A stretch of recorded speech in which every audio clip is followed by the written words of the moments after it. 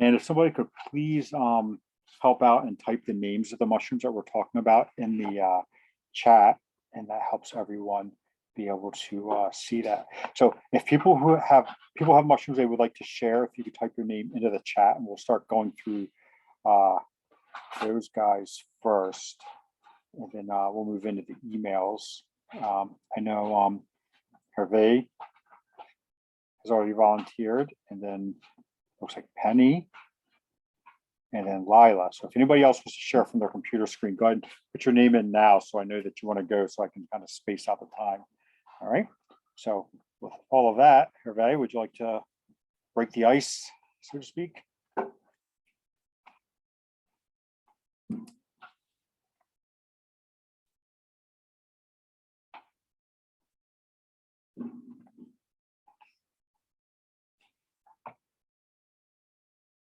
And you are still muted, Hervé.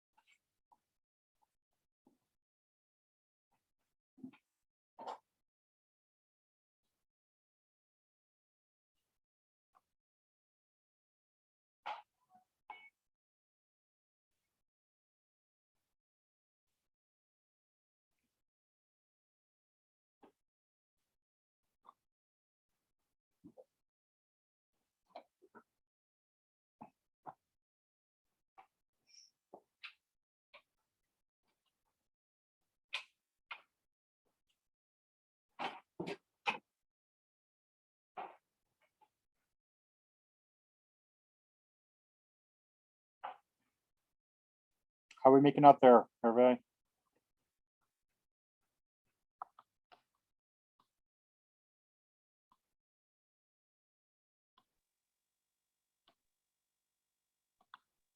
I see that he's started to try to share the screen. Yeah. I don't know if it's taking over. Yeah, I'm trying to get him to unmute so we can at least talk to him.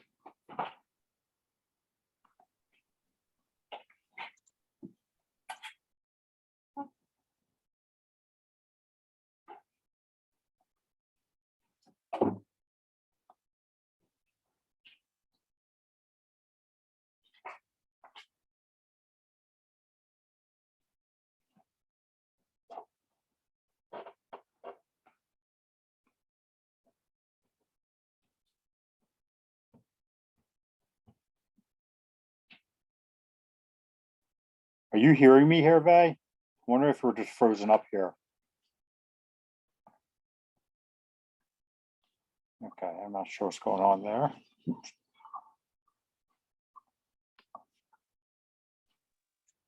All right, I'm looking at a Fechalina. There we go.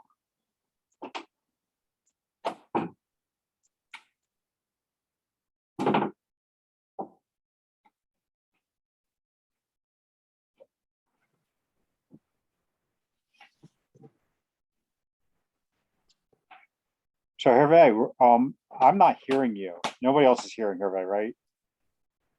Correct. Hervé, are you speaking? Because if you are, it's not coming through. Yeah, I can see you're speaking, but something's wrong with your mic, I'm afraid. We are not hearing you. No. Okay. There you Well, go. somebody else. Can you hear me? No? Yeah, now we can hear you. Yes. Okay. I'm going to go back to sharing. I don't know what happened. Why don't you take somebody else? I'm going to move to a different area of the house. Maybe this is the problem. Understood. Okay. So we'll come I back can to go later. Okay. Okay, sounds good. So I think Penny was next.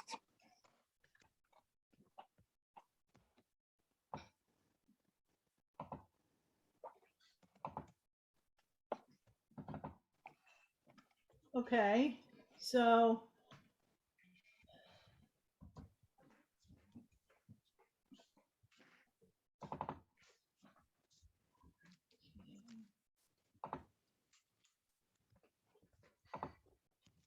this is my first one.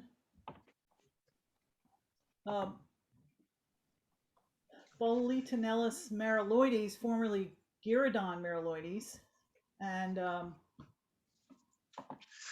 found it last week in the Adirondacks, and you can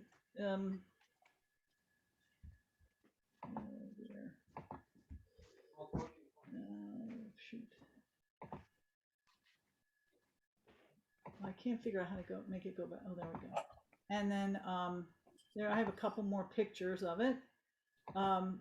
Also known as the ash tree bolete, and it has the bolete surface looks like it's got these almost raised reticulations, and it's an interesting mushroom because it doesn't have the usual mycorrhizal association with trees. It has like a third partner, which are aphids, that I think they're also called leaf curl aphids, but they hide in the sclerotium of the bolete, this bolete underground in the mycelium. The mycelium makes a little protective sclerotium that the aphids can hide in, and then it uses the secretions of the aphids to extract sugar. So, and I think people have eaten it, but it's not generally considered edible. Penny, Yes. can you blow up the base of it? Uh, Yeah, right there. How's this? Sometimes you can actually see those little sclerotium things. Those oh, little, really? yeah. Can't quite make it out on there. What do they look like? They're like little They're white things. Little black balls. Yeah, I don't think I can make it any bigger than that. No, I don't think you can either. Okay. So then I have I think that's one of the coolest mushrooms out there, really. I really like that mushroom. me too. Yeah, super cool. So they're actually, that mushroom's actually living off of the honeydew that the aphids are secreting from pulling out of the tree, sugars out of the tree.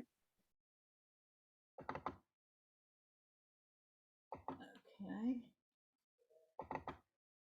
So I can get this one to open. So this one is Pluteus chrysophlebus. I had a hard time at first identifying it. I saw it. It looked. I was walking in the woods, also Adirondacks. Beautiful yellow mushroom, and I didn't know what it was, and I took it back and did a spore print. When I cut it in half, I saw that those gills looked familiar to me, and then I realized it looked a little pinker than this picture. I realized it was Pluteus, and then I got the ID. So so that was a first for me, and I guess it's a wood rotting mushroom.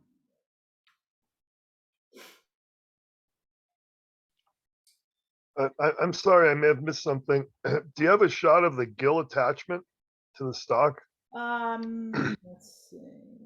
How do I go backwards? That is the only shot really. There you can see part of the. Could that be enlarged? Oops. Go to show original photo and then you can pump it up a little bit. Where's that? The bottom of the image. Bottom of the image. Yeah, down on the bottom of the screen, it says show original image. If you click on that, then you can blow it up. Oh, show. I can see it. There you go. Now click on the photo. That's as big as it gets. Yeah, it looks, those gills look like they're attached to the stalk. Okay, so what does that mean? It means it's an entomoloma, not a pluteus. It'll make you sick if you eat it. They're bad. Oh, really? Mhm. The gills are very broad like that too? Yeah, they can be broad. I mean, on Pluteus, they're really broad. But yeah, they're pretty broad gills. But You need to check the gill attachment. And Okay. if you have a How microscope, about that? If this, oh, this there, fits right oh, here. is that the same one? Yes, That's the same mushroom? yes, that was before I cut it in half. Oh, okay. Yeah, yeah, it looks like the gills are free. Okay, yeah, that's a Pluteus. I guess Pluteus, they're- yeah. I guess that they're the kind that never mind. I forget what they're called when they kind of sweep up like that. But Oh, they are broad. Yeah, you're right, though. The gills are pretty broad. Boy, that's interesting. I mean, the other photo looks a lot different. this one, you mean? It's just older. Okay. Yeah, you can't really see the gill attachment there. It looks like the gills are attached there. Yeah. Yeah, okay, no, but the other photo you can see very clearly. I'm sorry. I'm kind of catching up. Sorry about that. And then somebody wrote, I put Pluteus chrysophlebus, and then somebody wrote Pluteus. Does that mean they didn't agree with my ID? I think that means that it might be a different species of Pluteus. I see. Is the cap margin striate? No, it's hard to tell. Yeah. I think Trisophlebius, that's that one that used to be admirabilis, I believe, and the cap margin should have striations. Well, there's little dents right here, sort of. I can't really see. No. All right. Well, not sure. And then I have one more. Well, I have this one, but it's, I think it's a Ramaria. I think they're very hard to identify, and I don't ever really know how, this one's a little bit old, but it was a whole sort of fairy ring of them at the base of a hemlock, I think. And when you cut it in half, there was a thick white base that, well, you can't really tell in this picture, but it turned a little gray. You can see some gray streaks in that after it was cut for a little bit. But I don't know if anyone can help me with that.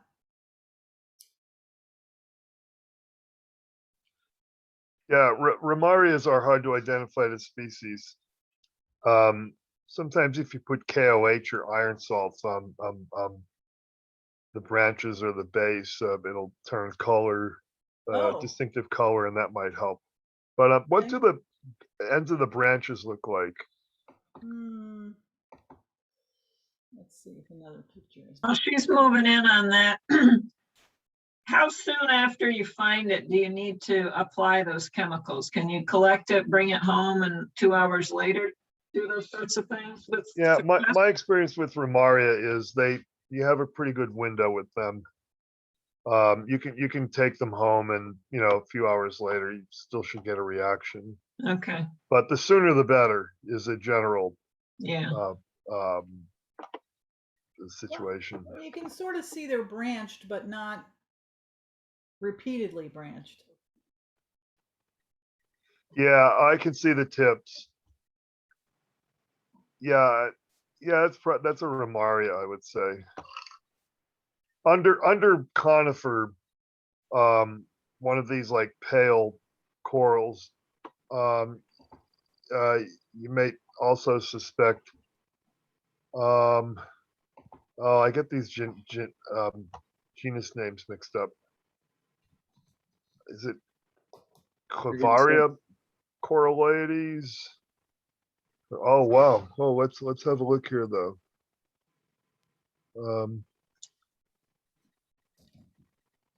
Yeah, I think that's probably a Ramaria, but It's a little bit old, I think. Yeah, the tips look a little bit. So there's this one coraloides. I forget the genus. It's Clavaria or Clavariopsis, or I don't have a book here with me.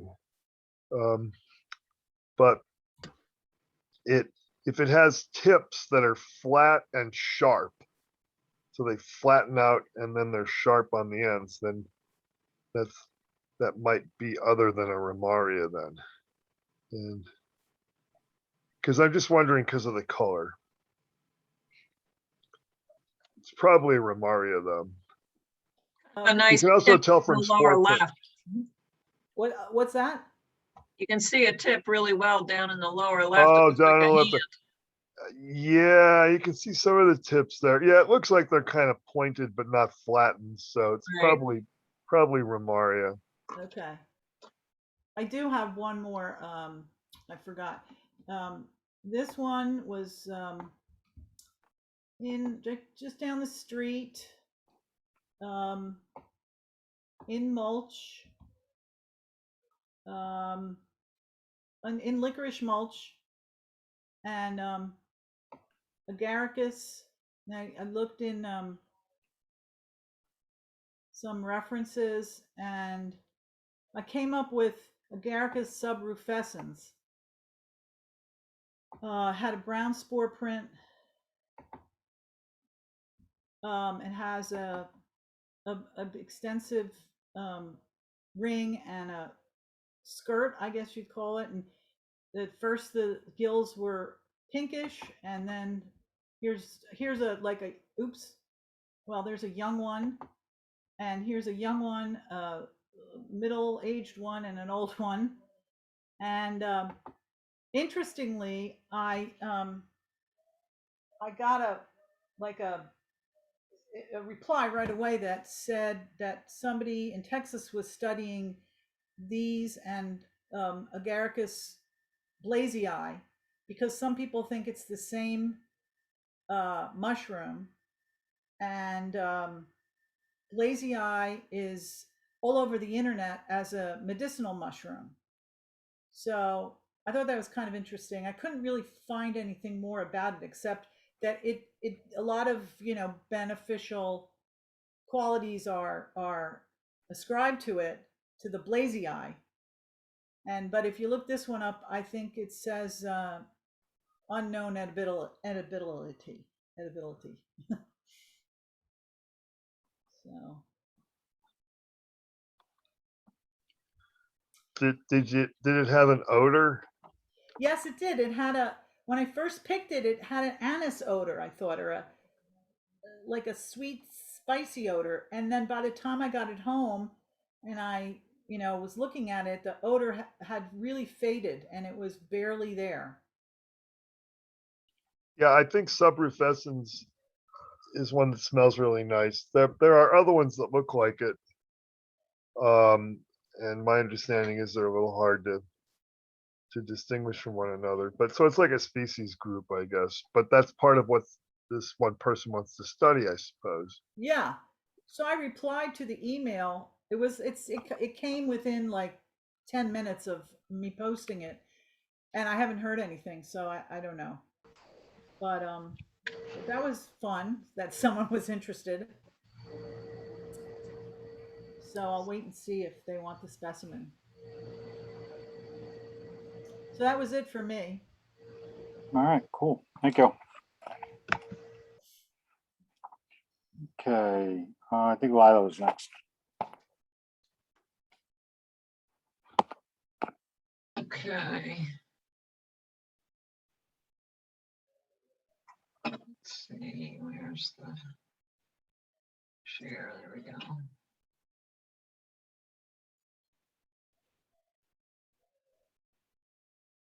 All right.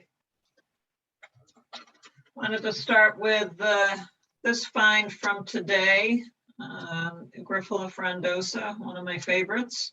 And I wanted to show this because I found it at the base of a beech tree. And everybody always is talking, oh, oaks, oaks, oaks. Well, I found it at the base of maple, and I have seen it in the past at the base of beech, but found it today at the base of this beech. There's actually another one over here, younger one on the extreme right edge of it, as well as this one in the foreground. And then I was walking around in the same woods and probably not more than 150 feet away, I found another beech tree with some on it. So 2 beech trees. Were with were they very light in color? This one looks fairly light. Yeah, once the fronds started to open up, they're pretty light. But this one over here, can you see it, Luke? Where my Oh, cursor, yeah, that one looks pretty dark. yeah, that one's dark.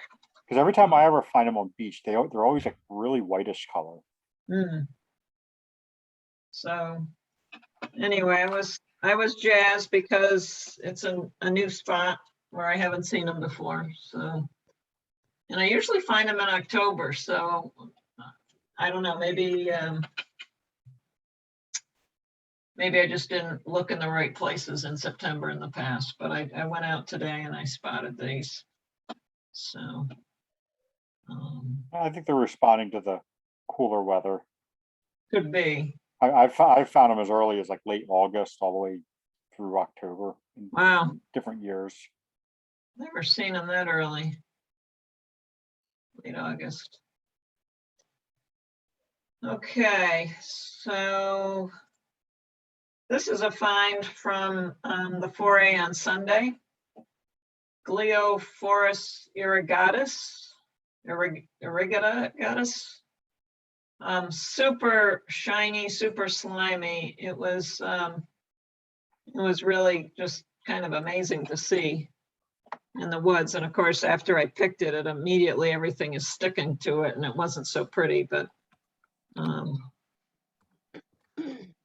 it was just glistening and had some pretty gills. You can see these gills are sort of decurrent.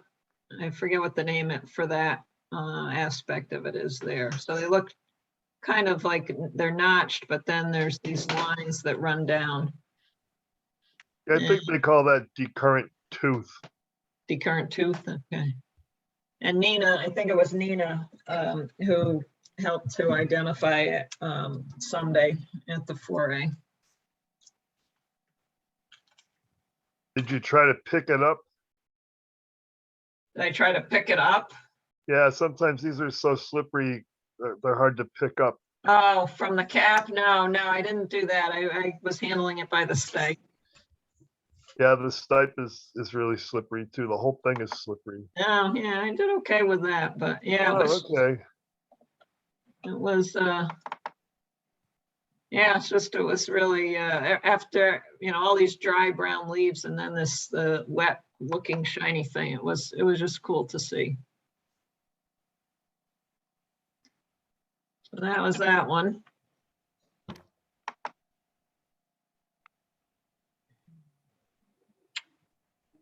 And okay, yeah, let's take a look at this one. So Tyromyces, I don't know, Chioneus, maybe? Chioneus.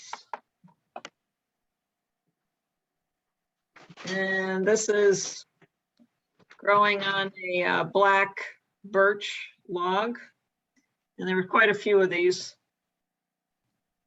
Super tiny pores, really had to look close to see these pores. See them, I don't know how, I didn't try to count how many per millimeter, but they were pretty tiny. And there's a cross section of it. So sort of hairy on the top surface. And then the pore surface. And then this context in the middle. And you squeeze this one and you get copious amounts of water just dripping out of it like crazy. And then you let go of it and it returns to its original shape. It doesn't get deformed by you squeezing it. So that was kind of fun.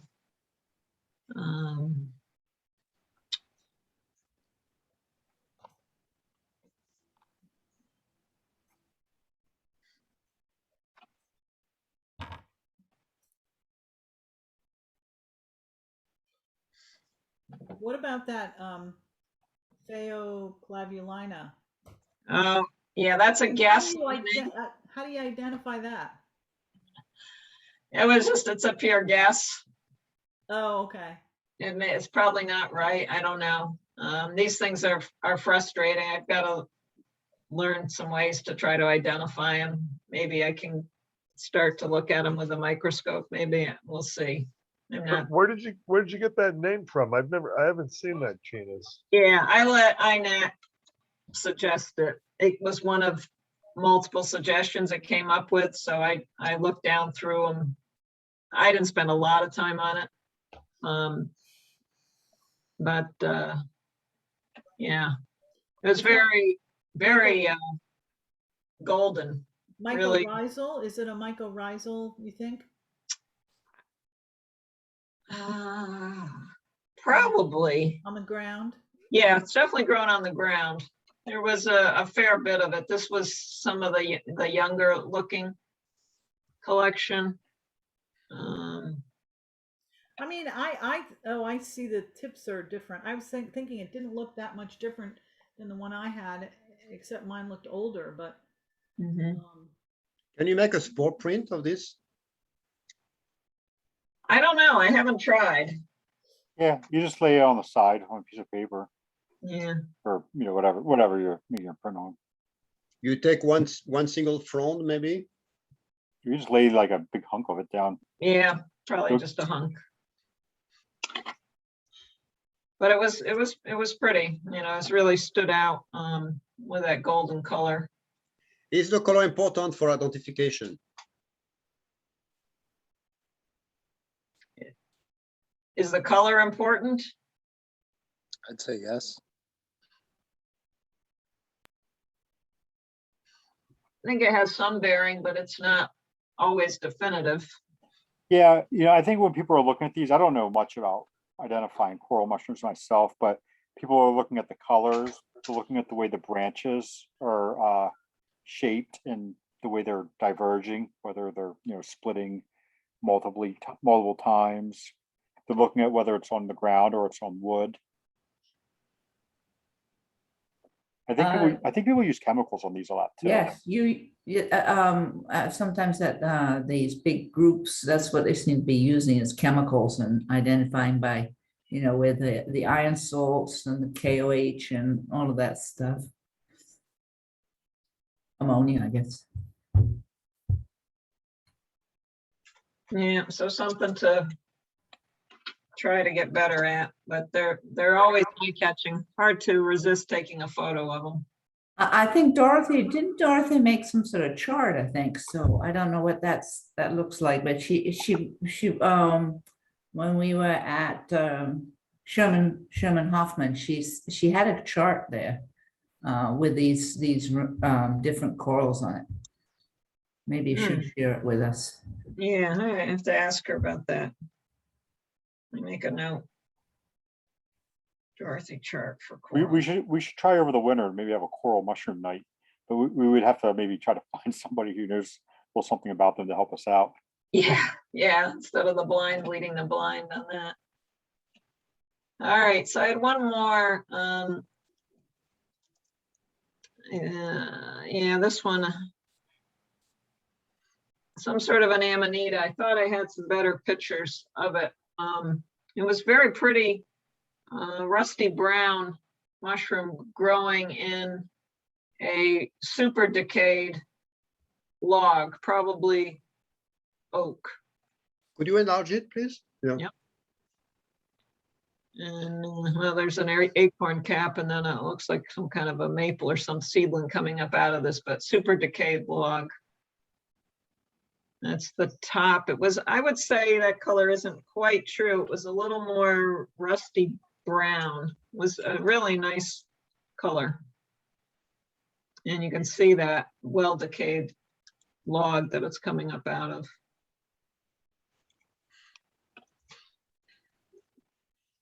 Looks like a little bit of brown stain on the upper part of the basal vulva.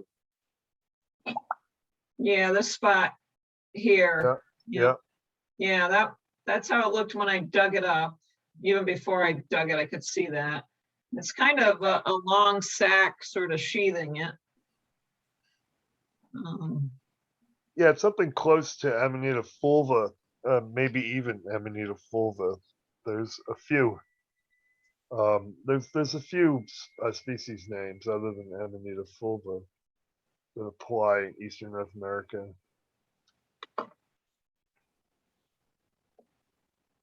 I don't know the other names offhand. Can you show the cap, please? Yep, I'll go back to that in just a sec. Yeah, it's kind of overexposed there, but it's, kind of hollow with a little cottony material in it. There it Because is. fulva means fawn color, right? Means brown, right? So is a cap brown? Yeah, I think it was Okay. browner than this is showing. This is kind of paler than it was in real life. This, I don't know why this picture the color didn't seem to come out very well. Yeah, the color range on the caps of Amanita fulva and others in the so-called Amera fulva group. Usually it's a little more tawny than this, but there's a range of brownish, tannish colors.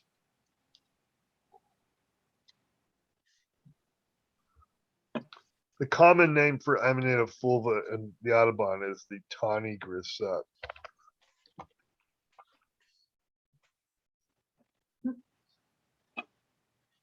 All right, so that's it, I think, for Thank you very much, Lila. Yep.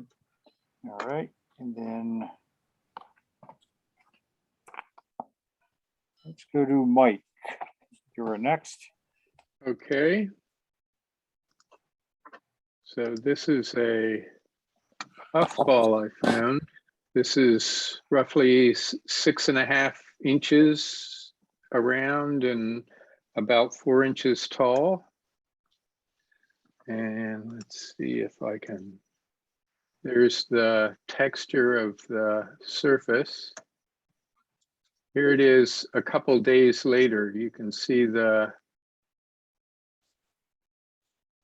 peeling away. It's at the base. I think that's an oak stump. So I'm guessing that's what, Calvadia cyathiformis.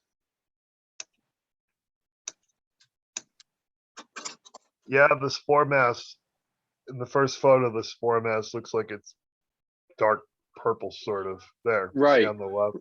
Yeah, Right. probably it. Yeah, I'd say so. And this is Russula. And I'm guessing either it's the Virasens group or Parvovirasens.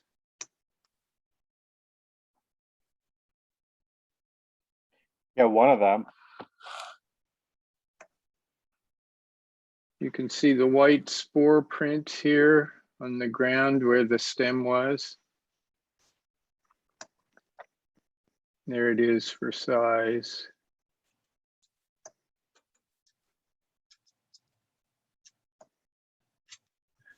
These are tiny. I have no idea what these are. This is old, I believe it's an oak stump. You can see the margin. The cap is this kind of texture. Anybody have any idea what that might be? Looks like pork rinds. Yeah, I think, I think it's Panellus dipticus. yeah, I would agree with that. Pinellus dipticus.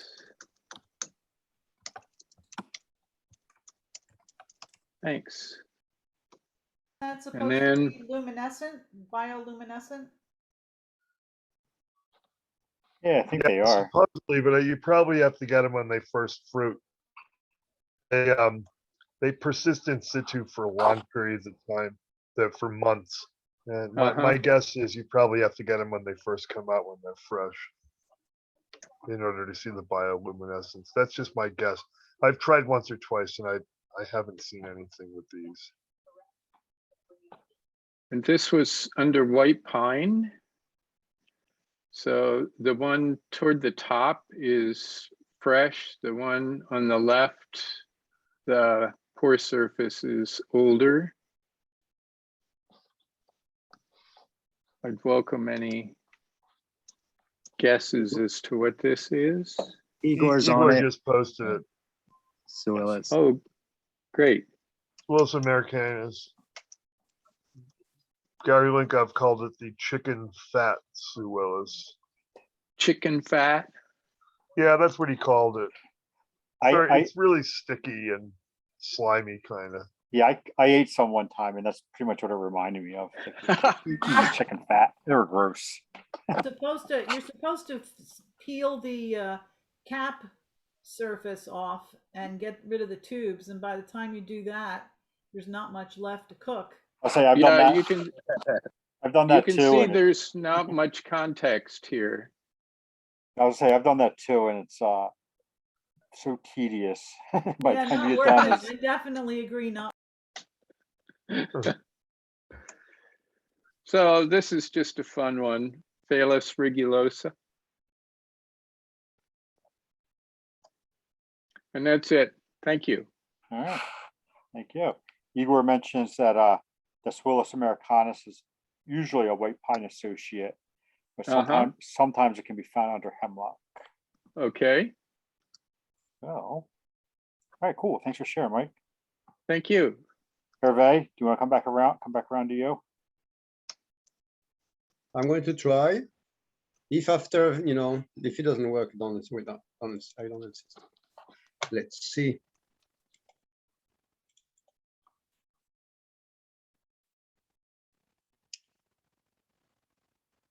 Looks better. Is it working? Yeah.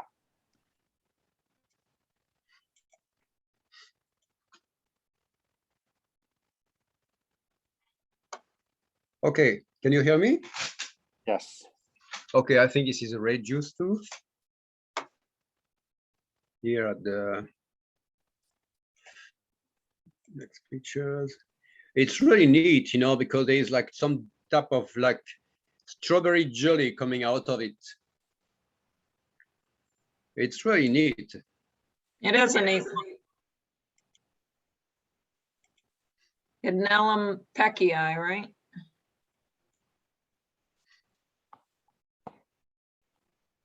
There's a bunch of these things that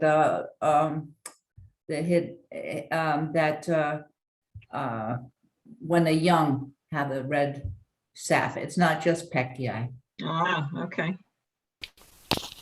So is that red sap a metabolite that it secretes? Is Pecchi the only one that has kind of that, like, I don't know if you call it like No. a pseudostype, but the pseudostype, like not the guttation going on, the formation of the mushroom. Is Pecchi the only one that has that kind of short stem? No. So what is the function of this secretion, of this red secretion? Oh. Are there spores in it? No, because it's young. I don't know. You should ask. Susan might know, but I've seen it only when it's young, before it's mature. Maybe it's to keep the bugs out. And maybe it's just a metabolite. Well, I think it might have something to do with the insects, because it's young and it's not, the spores aren't mature yet, so it doesn't want to get eaten. So it might put the stuff out so it doesn't get eaten, so it has a chance to put out spores. I mean, there are other species that secrete this type of gel like this. Is it not known, therefore, the function? I don't know. I think we're saying we don't know, Yeah. but somebody might know. Yeah. What That's I a- was reading about Pecchi in particular is that it's guttation, so it's essentially like gases being released from the mushroom, forcing water through the pores, and I'm pretty sure the mushroom itself is dyeing water that color. Yeah. Okay. Sounds a reasonable explanation. Okay, next one. In reference to the, somebody was talking about the stipe of the Hidnell and Pecchi. That may be Okay. true. I couldn't, I was trying to read up on it a little bit here. I'm not really that familiar with it, but that may be a something to help identify Pecchi in general, because I'm looking at pictures of them and they don't have much of a stipe. The photographs that I'm seeing are very kind of stubby looking, but some of them Yeah. have a little bit of a stipe.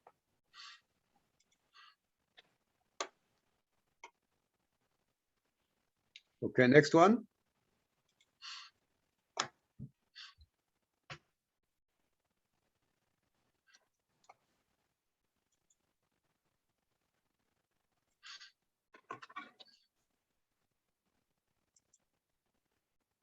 It's difficult to see how the stipe is connected to the gills, you know.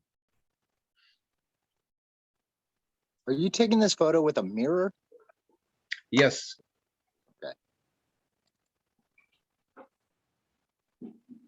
That's cool. That's a And good idea. how true is the color in this image?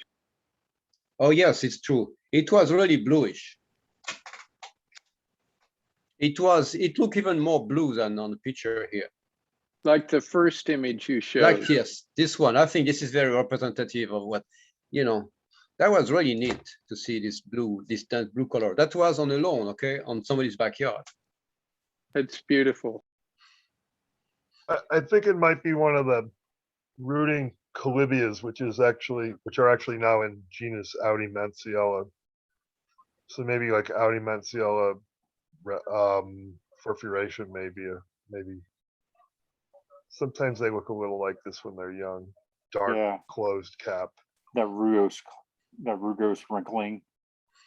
Yeah. So you think it's a young one? Because I had the Yes. impression that maybe it's an old one, so the shape is not really representative. No, I think it's a very young one that hasn't expanded. Right, because usually with mushrooms, this very, very convex closed looking cap is the way they look when they're young. And as they age, they expand upward and outward. Yeah, okay, and become convex, yeah. You know, if you had dug it up, you would have known right away because those things have deep rooting type things. So next time it will be good to dig the whole mushroom out so you can see what the bottom looks like. Okay, I can go back. Okay. Okay, let's see.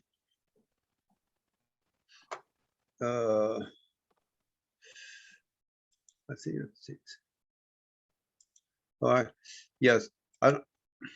Yeah. Can anybody identify this? The black area here. You see, I counted 5 rings. So I assume that this tree had been infected 5 years ago, and only the 5 rings of wood have changed their color.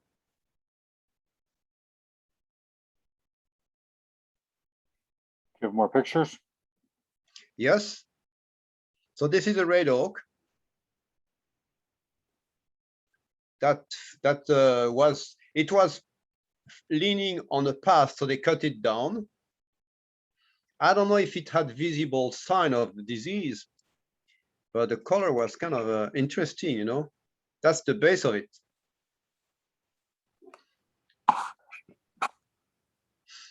Yeah, I don't know personally, but that, okay. It's very interesting that the color follow like the 5th ring.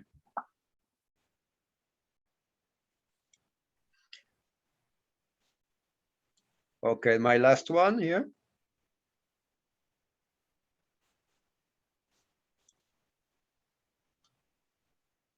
So this is taken with a mirror also. That was kind of neat also. It was really neat. It was tall and skinny and it was interesting blue color, you know. Nice shot.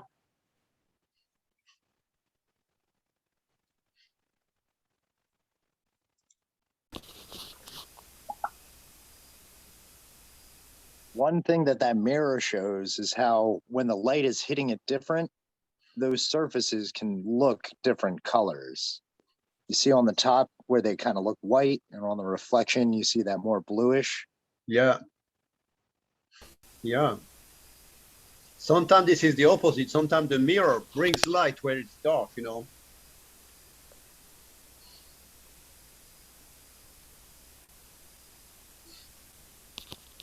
All Okay, right, cool. Well, thank you, Hervé. Did you Okay. pick them and eat them? Sorry, Did you pick them and eat them? are they edible? Oh, delicious. They are. I had some tonight. It's excellent. Oh, we're all jealous of you finding these because they're so Really? good. Good.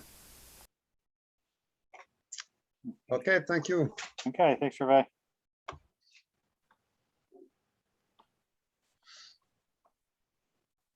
Okay, so I'm going to go into the emails now.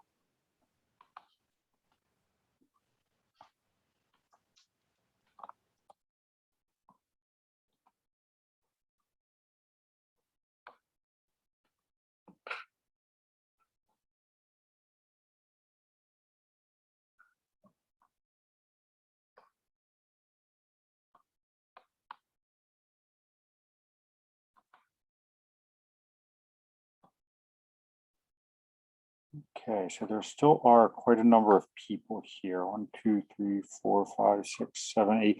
There's at least 8 of us that have not gone yet. So we're really gonna have to. I already shared, so I'm in that list. Oh, Office at Michael Inskeep. oh, okay, great. All right then. So here are mine. I want to start with. We'll start here because I was actually looking for help on this one. There's a milk cap, a Lactarius species. It's pretty small. It was in an oak and beech forest. I feel like a lot of these, I kind of get this like mapley sweet odor to them, mild flavor, and it had like a whitish milky latex. It was pretty scamp, but it didn't seem to be changing anything. So I think this was a pretty small one because I've seen some other ones that were in the area that were a little bit bigger, and they kind of had like this whitish bloom on the stipe that when handled kind of was, you know. Anybody have any ideas on this one?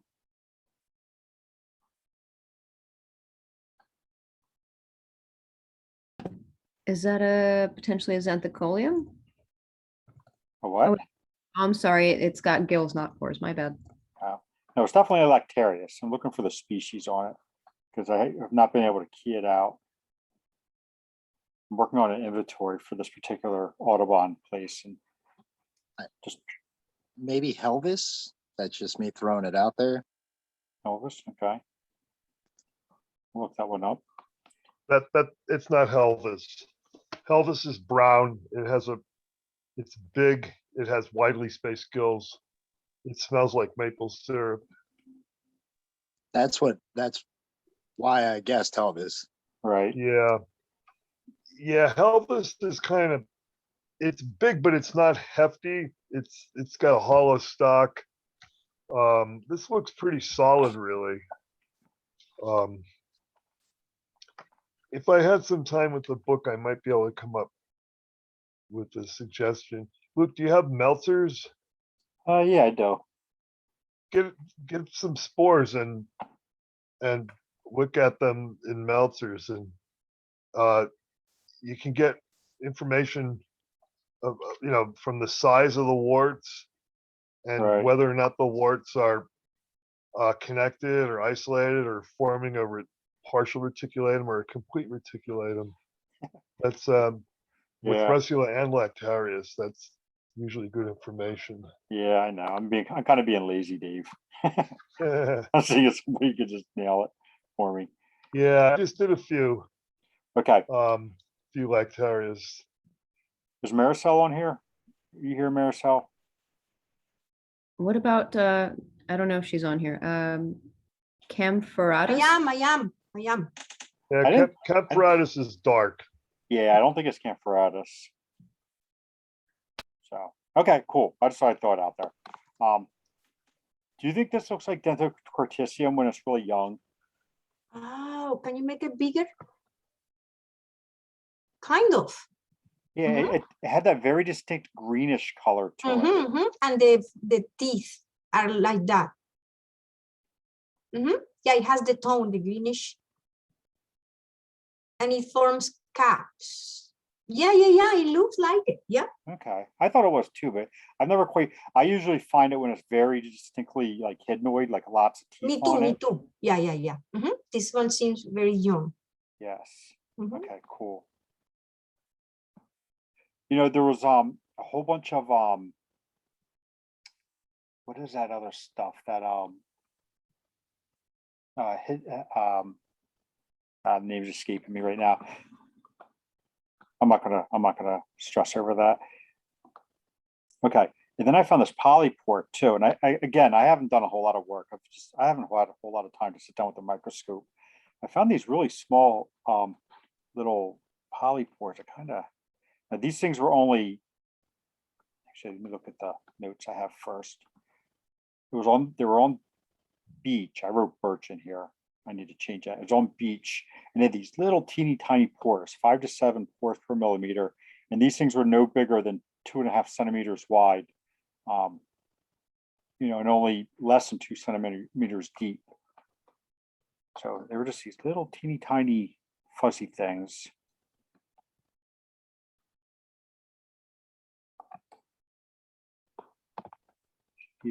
Those are the pores. Are so small I could barely get a photograph of them. But you see that it's kind of. Go ahead. Is it the same one that Lila showed, the Tyromyces? Tyromyces? I don't think it was a Tyromyces.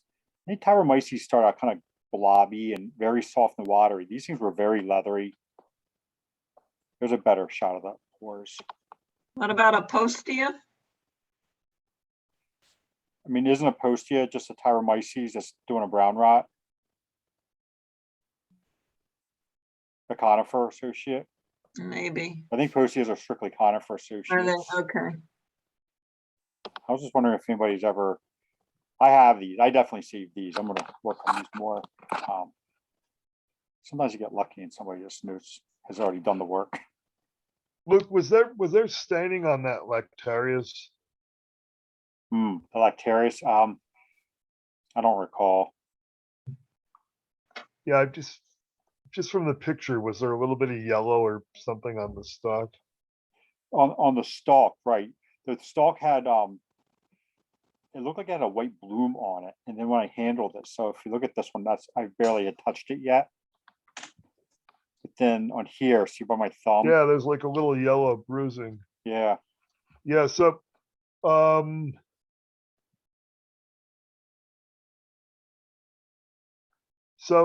okay, so this is just a guess, but I just looking through the Lactarius book here, and Lactarius imperceptus looks like at least a possibility. It looked kind of like this. Oh, that's interesting. Okay. Okay, cool. Thank you. I'll look Look, that. somebody's asking a question on the chat. Oh, let me see if I can see that. Sorry, I don't see the chat very well. Are we talking about?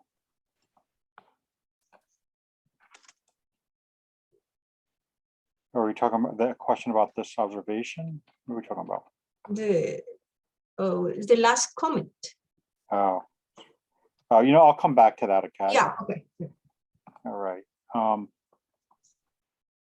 Let's see. So I photographed this in this this thing I've been doing, Satharella delineata, which I thought was kind of cool looking. But then I started getting kind of deeper into it. It was on wood, so it was growing. There's a number of them growing out of a log. They're pretty striking looking. Yeah, there's a new name for this. Yes, I have that written down here. That's kind of why I put it in here. Typhrases gossipina or something like that. Yep, right there. Typhrasa gossipina. So I wanted to make people aware because this is kind of a common mushroom. Yeah, What So was the sometimes it's size on the of it? ground growing from like woody debris also, and sometimes it's right on wood. And it can It be is a pretty pretty good big too. size. Yeah. so these were just kind of buttons, very immature, and they were already 2 inches tall by 1 inch wide, so they were pretty meaty. Oh, wow. So yeah, I think they were going to expand into a fairly decent sized mushroom. This one here, which was starting to open up, might have been 2 inches across.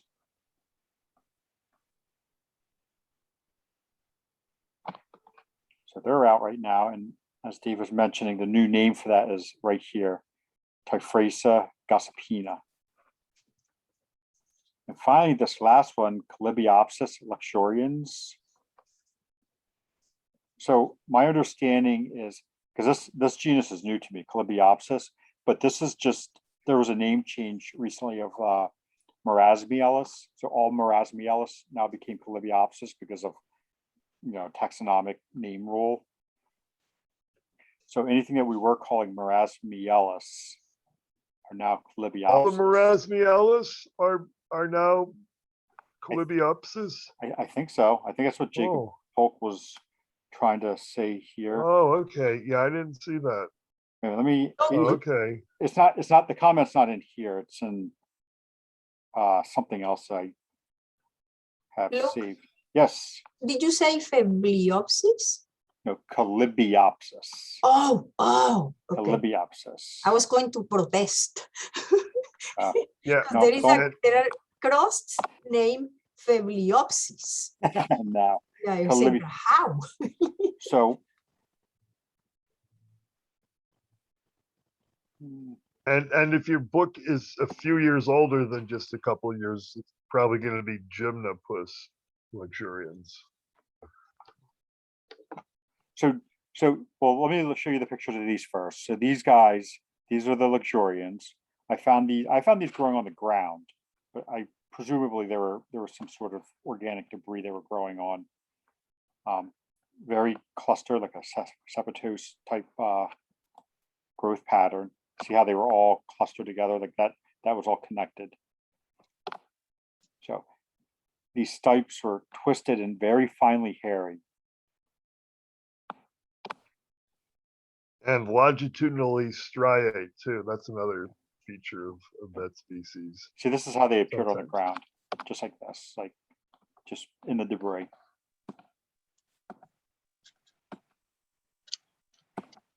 So what Jacob was saying, Calibiopsis, I'm reading a direct quote of his from today on another discussion group. Calibiopsis is exactly the same genus as Marasmiellus. As Marasmiellus has been treated in the last couple of years. It's nothing new, just a name change. It should have been Calibiopsis all along. And then he goes on to say there's no super easy characteristic that indicates Calibiopsis. But the more time you spend with them, the more natural, at least comfortable it will seem. Some of the more salient features differentiating it from Gymnopus are a fine fuzziness on the stem, darkening of the lower stem, and the lack of foul odor. He says none of them are particularly perfectly reliable. But, so like if you look at kind of a fine fuzziness on the stem and darkening towards the base, he's saying that's what separates these from the Gymnopus. Is that twisting pretty standard in Gymnopus? Really least- cool looking.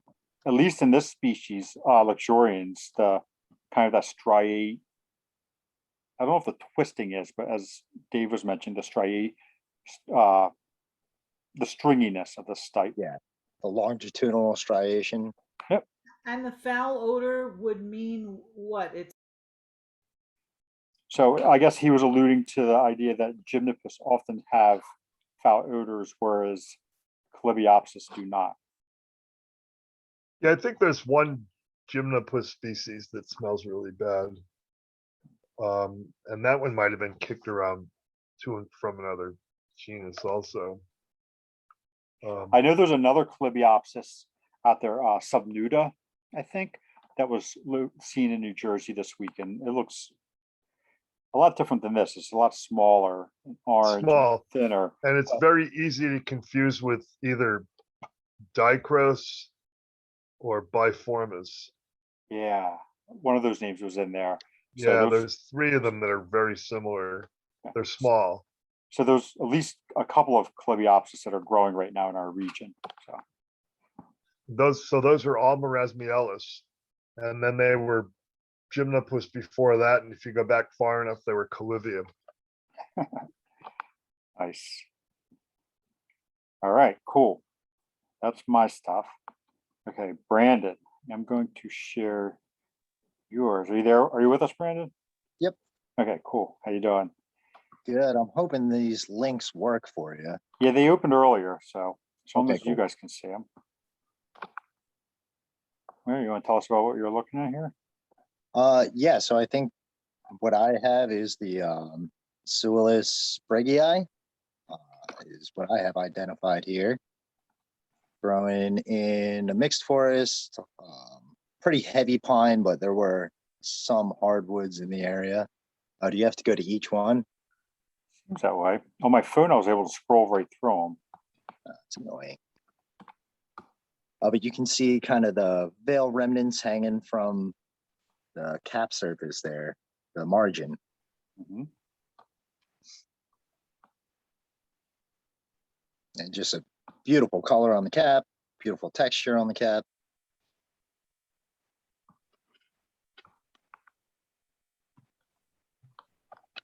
There we go. That's I forgot to Oh, use this program. Nice. But yeah, does anyone agree, disagree? Yeah, Agree. yeah, looks right. Yeah, that's right. Associated with white pine. Yeah, that makes sense. There was a good amount of white pine up there. Yeah, it's supposedly the only thing it associates with is white pine. Oh, interesting. I did find a larger, later in the day, a larger sample, and it was really, I mean, amazing looking. These are kind of younger, kind of smaller. Yeah, when they're young and they're not fully expanded, they're pretty good edible. Unlike other Suillus, you don't have to peel the cuticle, and Yeah. they're pretty tasty and they're easy to learn to identify. Yeah, I agree with that. I enjoy them too. Cool. Yeah, this was the first time I found these, so I wanted to make sure I know what they look like. Always a good call. All right. Then your Chloris arborea. Yeah, so this was just the first time I found the fruiting bodies on this, and that's exciting for me because they're gorgeous.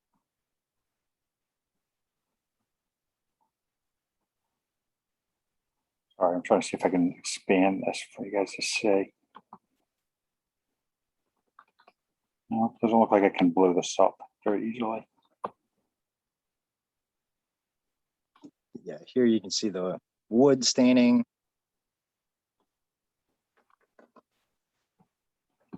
Here you go. That's a nice fruiting. Yeah. It's a great find. Yeah, I've never seen the actual fruits before, so I was pretty excited. What does it grow on? I don't know. I mean, this, it's been rotted away blue so long. It was in a beech forest. I would assume maybe a beech branch. Yeah, definitely hardwoods. Yeah. I think in Maine, I've almost always found it on birch. I'm sorry, did I say beech? Yeah, birch. Birch, yes. But I see this growing in my local woods where birch is not common. It's more of a beech oak forest. So maybe it's not that. It seems like it fruits. I mean, I'm surprised seeing it now. Usually you see it when much cooler weather. Yeah, I feel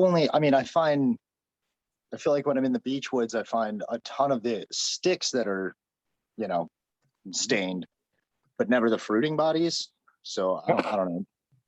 So what Brandon's talking about, if anybody's not following that, is when you're out, you often find that wood that has the blue staining color to it. Like there was further back. you'll often see wood laying around that just has like this kind of stain, blue staining to it. That's the mycelium of the species, the Chlorocyborium, or the genus Chlorocyborium. And then these are the fruit bodies, which are more uncommonly seen. This is a really nice fruiting of it. Is there a way potentially to not quite cultivate it, but basically make it grow in certain regions? Probably. I've never heard of anybody doing that. I have heard that people like to collect this wood and use it for, carpentry type stuff. But every time I've ever found the wood, it's always pretty well rotted. Yeah, it's falling apart. 'Cause I posted this somewhere and someone said they wanted to make a knife handle out of it. And I don't think you can do that. It's just falling apart. I always hear people say that woodworkers love it, but I've never seen it where it's not falling apart. So I don't know if that's really true or not. When I was in Washington State, there's a woman there who works with, what she does, she deliberately impregnates the wood with the different types of fungi, some of them blue, some of them red, some yellow. And what she does is she lets it get into the wood and then she kills it. And cool. and then she layers it together and she makes these beautiful bowls. Expensive, but it's a lot of work and it's quite an art. Well, there you go. There's the answer to that question. So yes, you can. I guess you can cultivate it. So I will mention, Brandon. I'm pretty sure there's actually 2 species of Chlorocyborium, and you actually technically have to look at the spores to differentiate them. That's I my wonder- I One of them wondered makes that. bigger fruit bodies usually, but to be certain, you have to measure spores. There's a pretty big difference between the spore size of the 2 species. To be honest, I cheated we found some of this at, I forget if it was Horseshoe Bend, so I referred back to the species list from there. Well, that's good. That's what we're doing, right? Yeah. So, But yeah, I understand that there's a couple of them. So cool. Well, thanks for sharing, man. Do you want to check out that last Suillus? Oh, I'm sorry. I didn't realize there was another one in there. Because that was the one I wasn't sure on. Middle Oh, of I the see. I see. I'm sorry. I didn't realize there was 3 there. road. You're good. There you go. Or potential Suillus, I should say. Yeah, these got all out of order, but here you can see it growing again, same spot, mixed woods, a lot of pine trees, not as much hemlock, but there's actually 2 Lucaria in between that picture. Is Igor here? I think this might be Intermedius. Intermedius. That's not one that I had down as a It's got a partial veil. You see the ring there. Yeah. Yeah, there's a few, only a few that grow around here. I think. My targets were Neo Albit. Oh, Neo Albinia. That one has not quite a partial veil.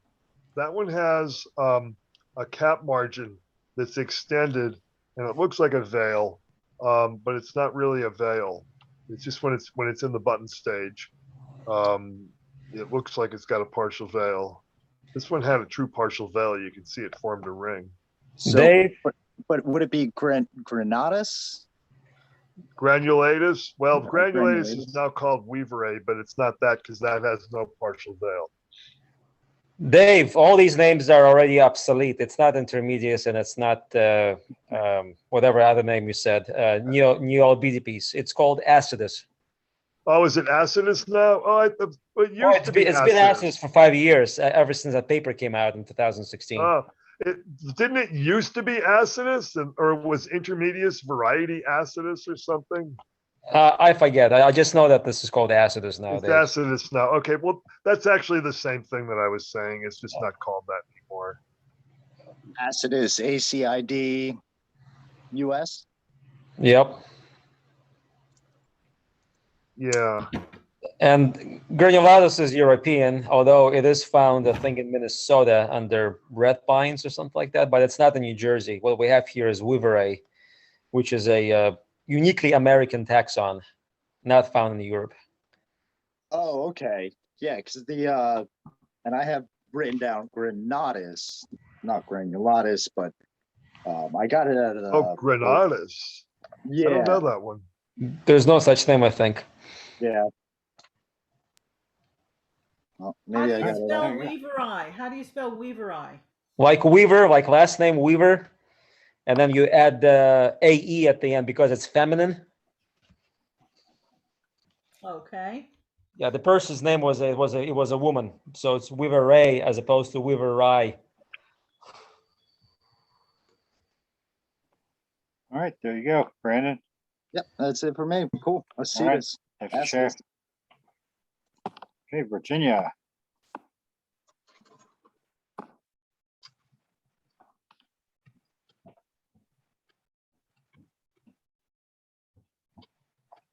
Okay, this is from Horseshoe Bend Foray in July.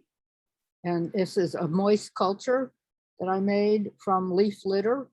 And this is what showed up. Sort of reticulate. This is called a plasmodiocarp when it's it looks like a plasmodium sort of, but the fruit body. So it's actually not quite so orange. That was just the camera effect. It was a little more brownish, a dull brownish. So go to the next, that was just a little closer, higher power. And okay, this is the slide I made. It's kind of grayish green spore mass. Usually they should be a little more yellow than that, but that's the way it was. And the capillicium, and I measured the spores at least 13 microns. And the capillicium is like knobby and warty, and it has a few spines here and there, but not a lot of long spines on it. So anyway, this is Pericina vermicularis. I guess vermicularis means wormy. And I had at least 6 containers which showed up with this on it from at least three different bunches of leaves that I picked up. So it's probably quite common there, but it's, as you can see, it's quite small. You wouldn't even notice it if you were looking for it down on the leaves, probably. And I'm not sure if I think I found it in New Jersey before, and it has been found in New Jersey, and I found it in Kentucky, so it's not uncommon. But that's all I have. Awesome, thank you. What's the name? Pericina vermicularis. Oh, because I found it. You found it. Yes, it was Good. super tiny. Yeah, and I was like boasting that I found with the wrong name. I thought it was the one that they call pretzel slime. I just don't remember the name. It was so tiny and it was so adorable. I have photos of it. Yeah, Pericina, there's Pericina chrysosperma, which is a little, the spore mass is brighter yellow, and the capillicium is really spiny looking. So they're quite similar, and they both seem to have these fruit bodies that sometimes look like donuts. They're just sometimes just small spheres or blobs, or sometimes donut looking, or sometimes just more spread out like this. Thanks. Thank you, Virginia. Okay, Jose.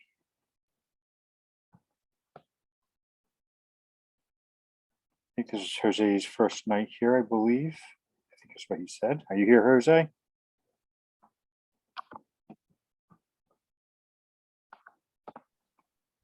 Jose may not be here. These are the pictures he sent me.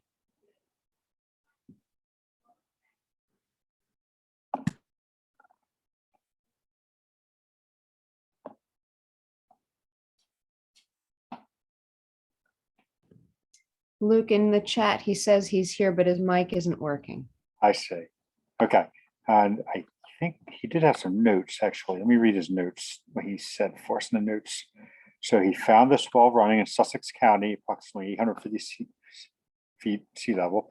Okay, in a wooden area from September 13th and today. So he's showing us pictures from 8 days apart. Smell acidic, vinegar, very mild today. Compared to my index fingers, 3 inches long. Would love to know what it is. Okay, so there we go. There's a little bit of information. So it was growing in a wooden area. And this is what it looks like. So Puffball. yeah, it's a puffball. Which one though? Is it a giant puffball? Here's his Yes. hand. Probably. 'Cause it doesn't Calvatia. have any ornamentation on that surface, so it's probably not Cyathiformis or Craniiformis, because those have like flattened scales. So Calvatia, one that's- what's it called? Gigantea. Gigantea, yeah, Gigantea, yeah. is usually pure white and smooth like this. Yeah, you can see it has just a little cracking, but not. Looks like smooth. it's already been eaten a couple times though.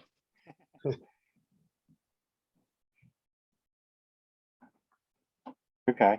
Can somebody type that in? Sue's got it in. Cool. Thank you. He asks, is it as edible? I believe it is. Yeah, when it's fresh, when they're fresh. So looks like in this stage, it might have been edible on September 13th, but in this stage, certainly not. White and white throughout. And Right. yeah, it's edible. So you always got to remember with mushrooms, like any other food, have a window of freshness. So just like a tomato or a piece of chicken, right? If you find another one, Jose, and it's all white inside, you can cut it up almost like a steak, or you can bread it. If you bread it and fry it, it's actually really nice. All right, cool. Thanks for sharing that, Jose. Okay, Marius. Yeah, let's try the first one. I think this is a wild guess. Oh, where's the screen?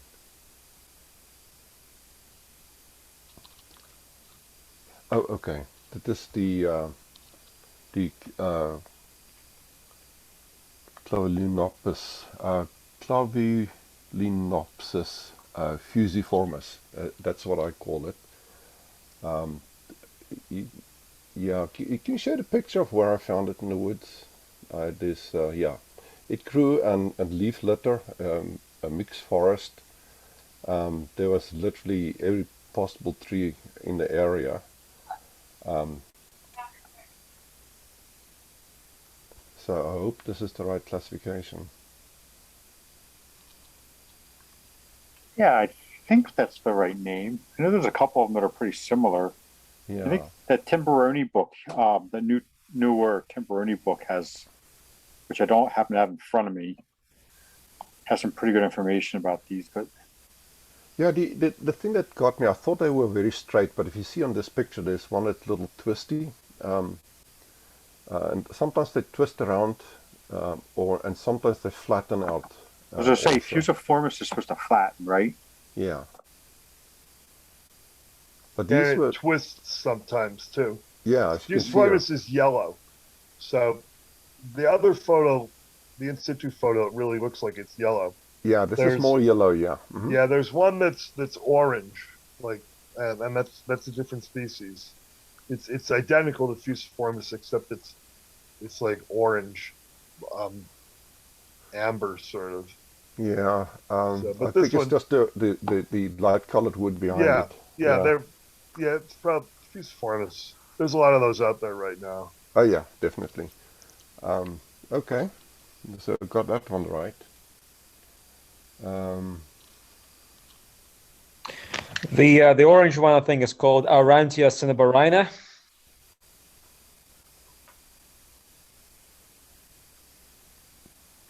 Sorry, Arantia? I said Aurantio cinnabarina, Clavulinopsis. Okay. Yeah, it's the orange version of Fusiformis, so it's a different species. Okay.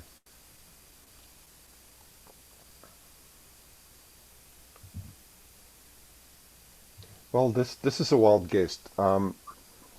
This was quite purple. It was growing in shade on wood chip in my neighbor's garden. It was half already broken up. That's the way I found it. So I think this is a Rossula Maria.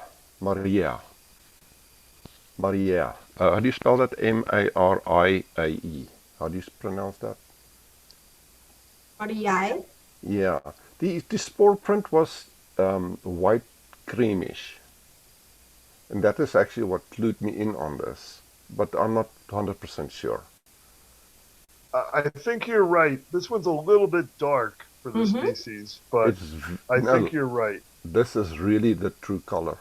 It's very Yeah, dark.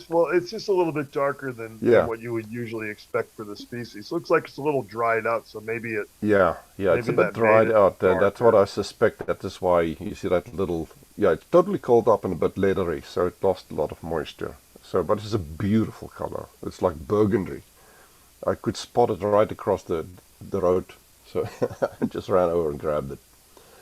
All right, and the last one is very interesting. At first, I was walking past it, and my spouse pointed back to it because I was just do the second picture. This is how I saw it. Actually, it was growing at the angle sideways, and it was totally white, and that threw me off. Then I turned it over, and I found this yellow crustacean, and I thought, And then I looked closely, and I could see pores at the edge there. Otherwise it will be fully covered. And there's a last picture. I think there's a cross section. Do you have any idea? Oh yeah. This is Hypomyces Christospermus. It's a parasitic. It looks like a butterfly. To sideways cut, it looks like a butterfly. Yeah, and they also kill this. They also call this the bolete eater. Can I say something? Yeah. I read that this hypomyces goes to 3 stages. The first one is white, the second one is yellow, and the third is more unusual to find it. I think it's darker. And on each stage, you will find different types of spores, if I can say that name. Different type of spores. For each stage. For the stage, and they're all viable spores. So on the white, you'll find one type of spores. Then on the yellow one, it will be, they look like a golden coin with the spikes. And I have never been able to find the third one. Okay. Well, that's my finds. I was pretty impressed with this one. All right. Awesome. Thank you. Thank you very much, Maris. Okay, Maricel. So it looks like we have Maricel, then Dave, and then I have one from Liz, and I saw that somebody else asked to go in the chat earlier. So I'll get through them.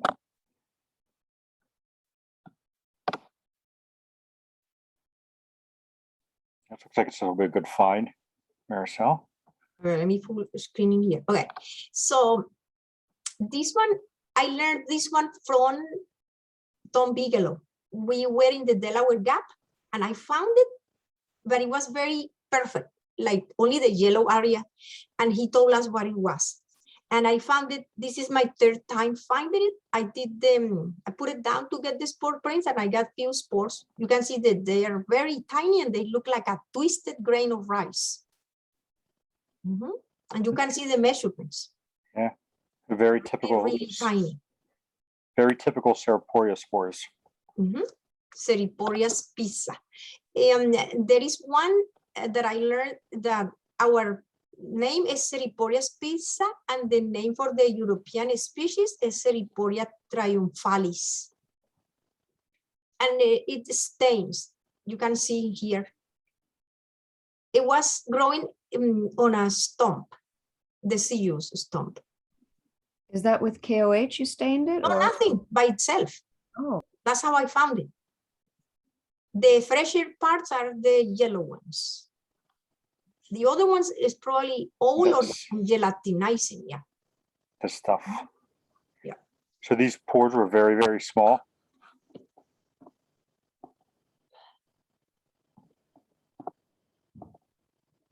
It's Maricel? a resupinate polypore. Yeah, the pores on them were very tiny, Yes, they are. They are. Mhm. super small. I didn't measure how many because I knew what it was, so I didn't take the time to measure it. But I only want to prove with the spores that it was what I was thinking. Yeah. Yeah. Yeah, well, you nailed it. Those are clearly those little teeny tiny bean shaped Mhm. things. Nice. Did you get the spores to drop out of this or did you have to cut into it? No, I put the polypore on a slide from one day to the next. Oh, nice. You're Mhm. lucky. It didn't drop too many, but it was good enough Yeah. to prove it. Yes. Cool. Nice find. Mhm.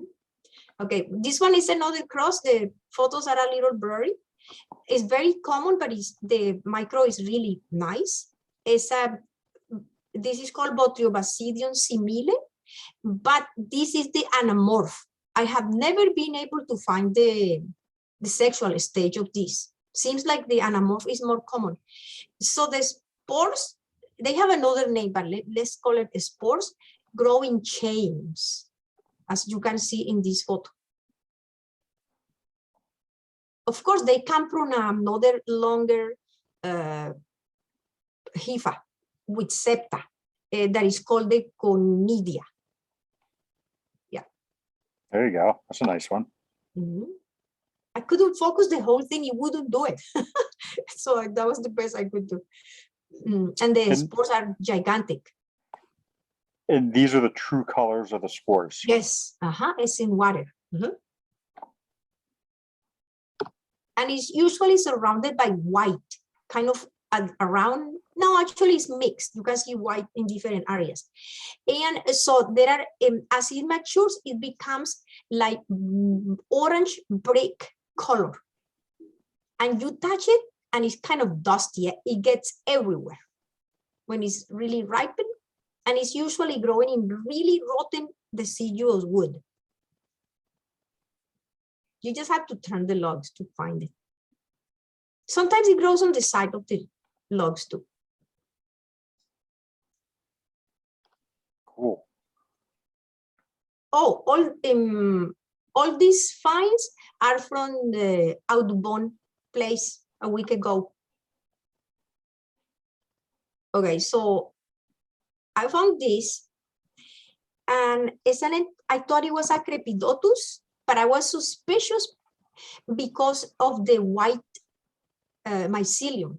And when I look up close, you could see that the mycelium lumps up, and from each lump, one fruiting body grows. So you can see there are few. If you look on the mushroom on the upper left, below it there is like a star, white, the mycelium. From each lump, one fungus grow. It was so beautiful, and they are all connected. So I didn't know what it was until I did this spore print, and it's an entoloma. But it's not an entoloma parasiticum because it's not parasitizing anything, and it's growing on burnt wood, on a piece of deciduous burnt wood. So I went online and tried, and I asked, there is a Facebook group about parasitic fungi, and I asked them if they knew any relative of Entoloma parasiticum, and they gave me some names. Somebody found it in another state, and this person has a code name for it. There is not a name, but there is a group where this thing goes. It's on the information on the observation. I don't remember. Do the Is that lumps, Huh? do the lumps of the mycelium you were talking about, do they have a name? No, I don't know the technical name. Is the subgenus Claudopus. There you go. You can see it at the bottom, the Cloudopus, yes. the notes. Oops, sorry.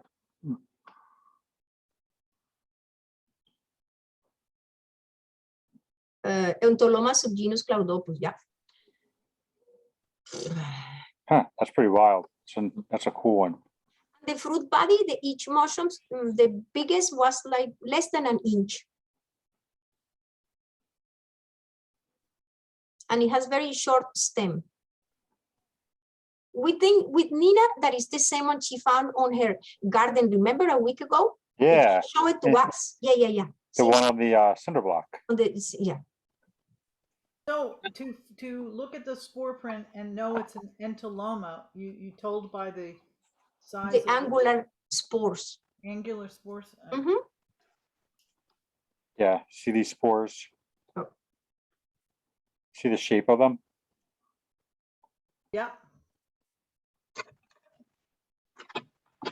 And the spores are really pink.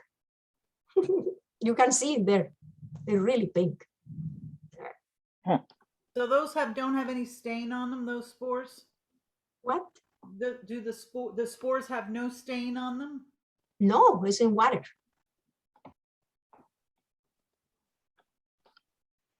Yeah, they were pretty pink. Oh, excellent find. Okay, this one was also found there. I also learned this one from Tom Bigelow in the Delaware Gap Parade one time. And this is considered a cross, but it belongs to a group of cephalloid fungi because it's really made out of many short tubes put together and surrounded by a special margin. I put a close up. You can see too much there. It was growing on wood and on a leaf, and there is a cordon there, like trying to find nutrients somewhere else. And the next one, right there. You That can one, see the that one works pretty good, yes. like in there. You can see the little like pipes, if I can say that. Yep, the individual Mm-hmm. cups all packed together. Yes.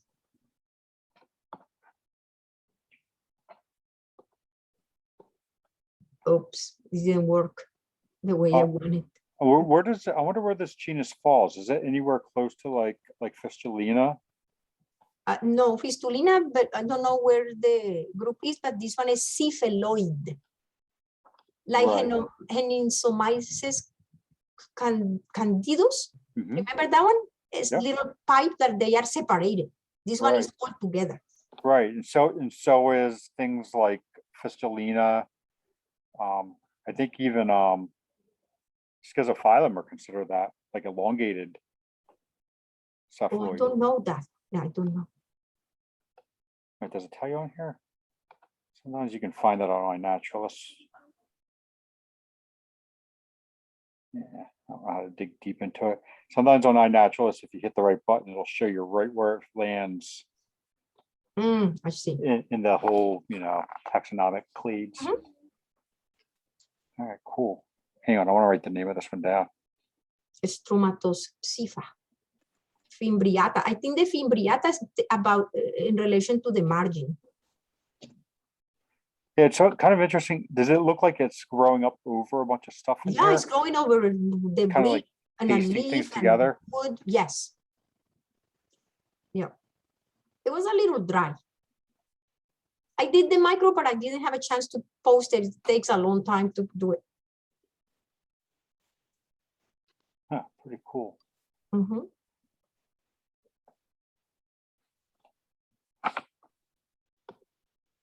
Okay. So, 1 second.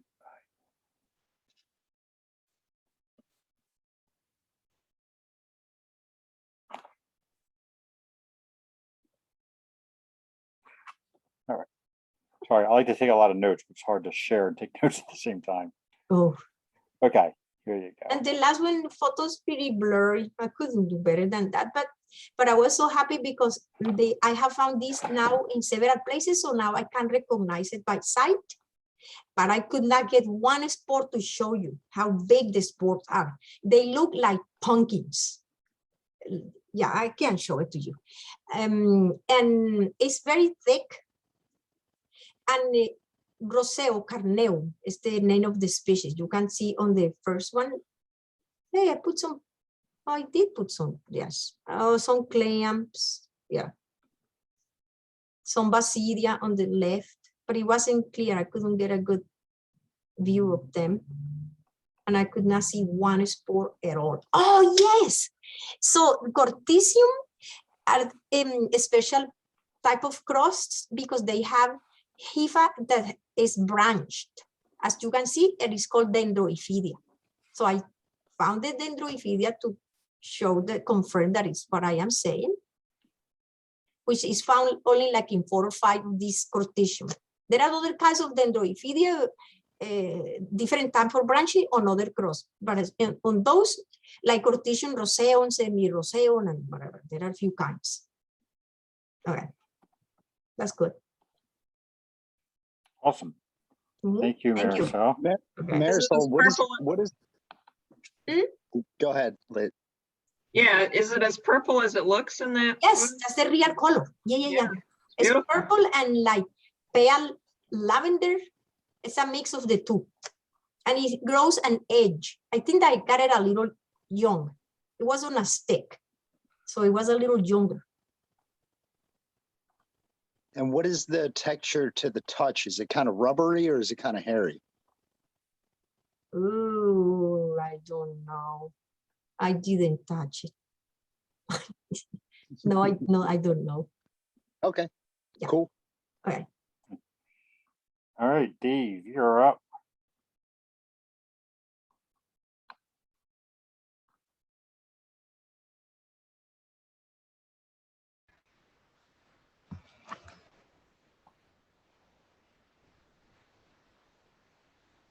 You with us, Dave? Looks like he's taking a nap. I mean, he told me he was tired, but let's look at his observations. So the Nosobi tuberioides. Tuberioides. It's interesting because we don't usually get a species names on these things. So it looks like probably Jacob Polk is the one who identified this for him. He's pretty reliable. So let's look at him.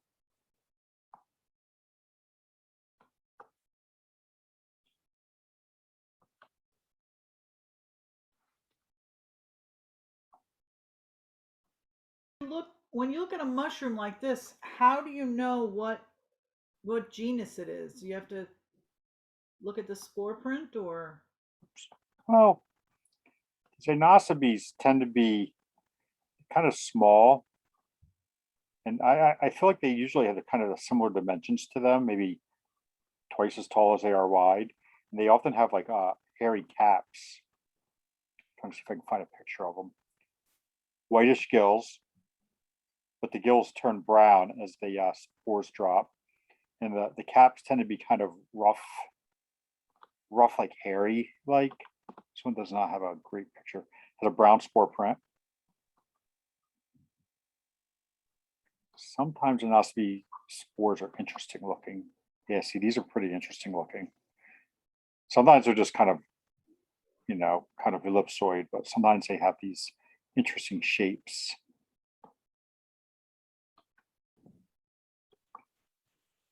Dave, is that you? Somebody was saying last week with anosmia, a good way to, when you look at the cap, it looks like somebody took a comb and combed them outward from the center to the edge, and it looks like they kind of have hair that kind of got combed downward. If that helps at all. Yeah, this one's a little different. This what is it? Tuberioides. Yep, there you go. Tuberioides. Yeah, I couldn't remember the species name. I did recognize it. I just couldn't remember the species name. And Jacob Polk posted it on Mushroom Observer about half an hour after I created the observation. It's pretty unique looking.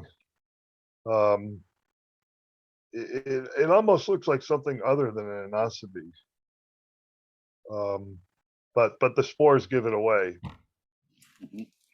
Does that color look kind of true? Kind of a little purplish tinge? Yeah, yeah, it's a brownish, purplish. It looks a little different than most anosmias. It's got these like thick gills. Yeah. I don't know if I would recognize that as an anoscopy. Yeah, it's a tricky one. That one's a cool one. Yeah, it's a good one. What do we have here now? Let's see. I forget what I sent. Mushroom observer's loading slow tonight. Uh,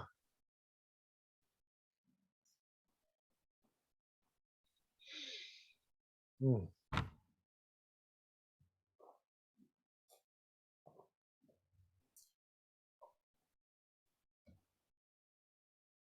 There we go.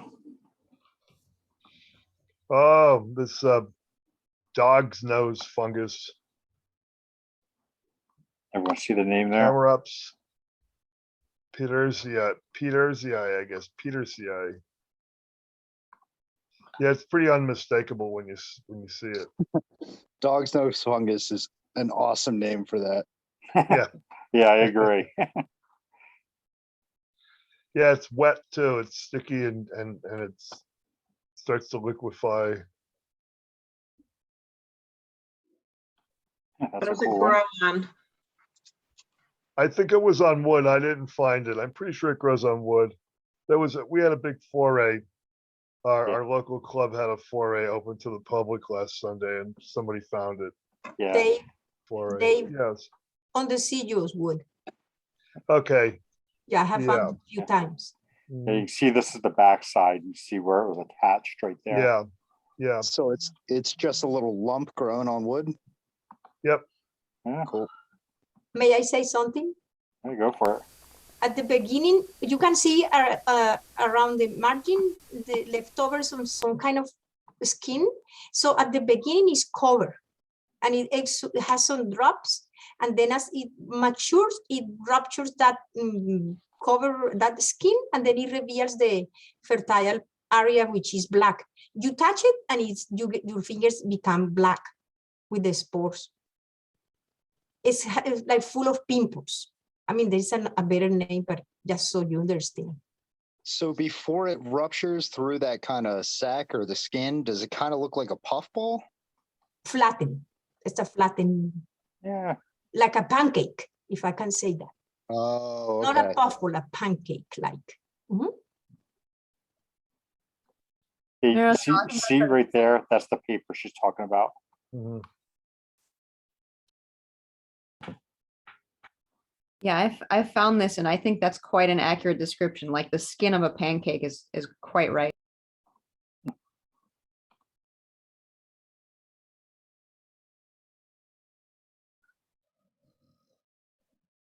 All right, Actarius sordidus. Yeah, it's also Tarpus is another name for this. There used to be two names, Sordidus or Sorditis and Tarpus. And according to the Bisset book, those two synonyms have been combined, or the two names have been combined, so they're synonyms now. And it's got a lot of white milk in it. It's somewhat scrobiculate stock, meaning it's got these little potholes in it. As a stock. And this was a few hours after it was picked.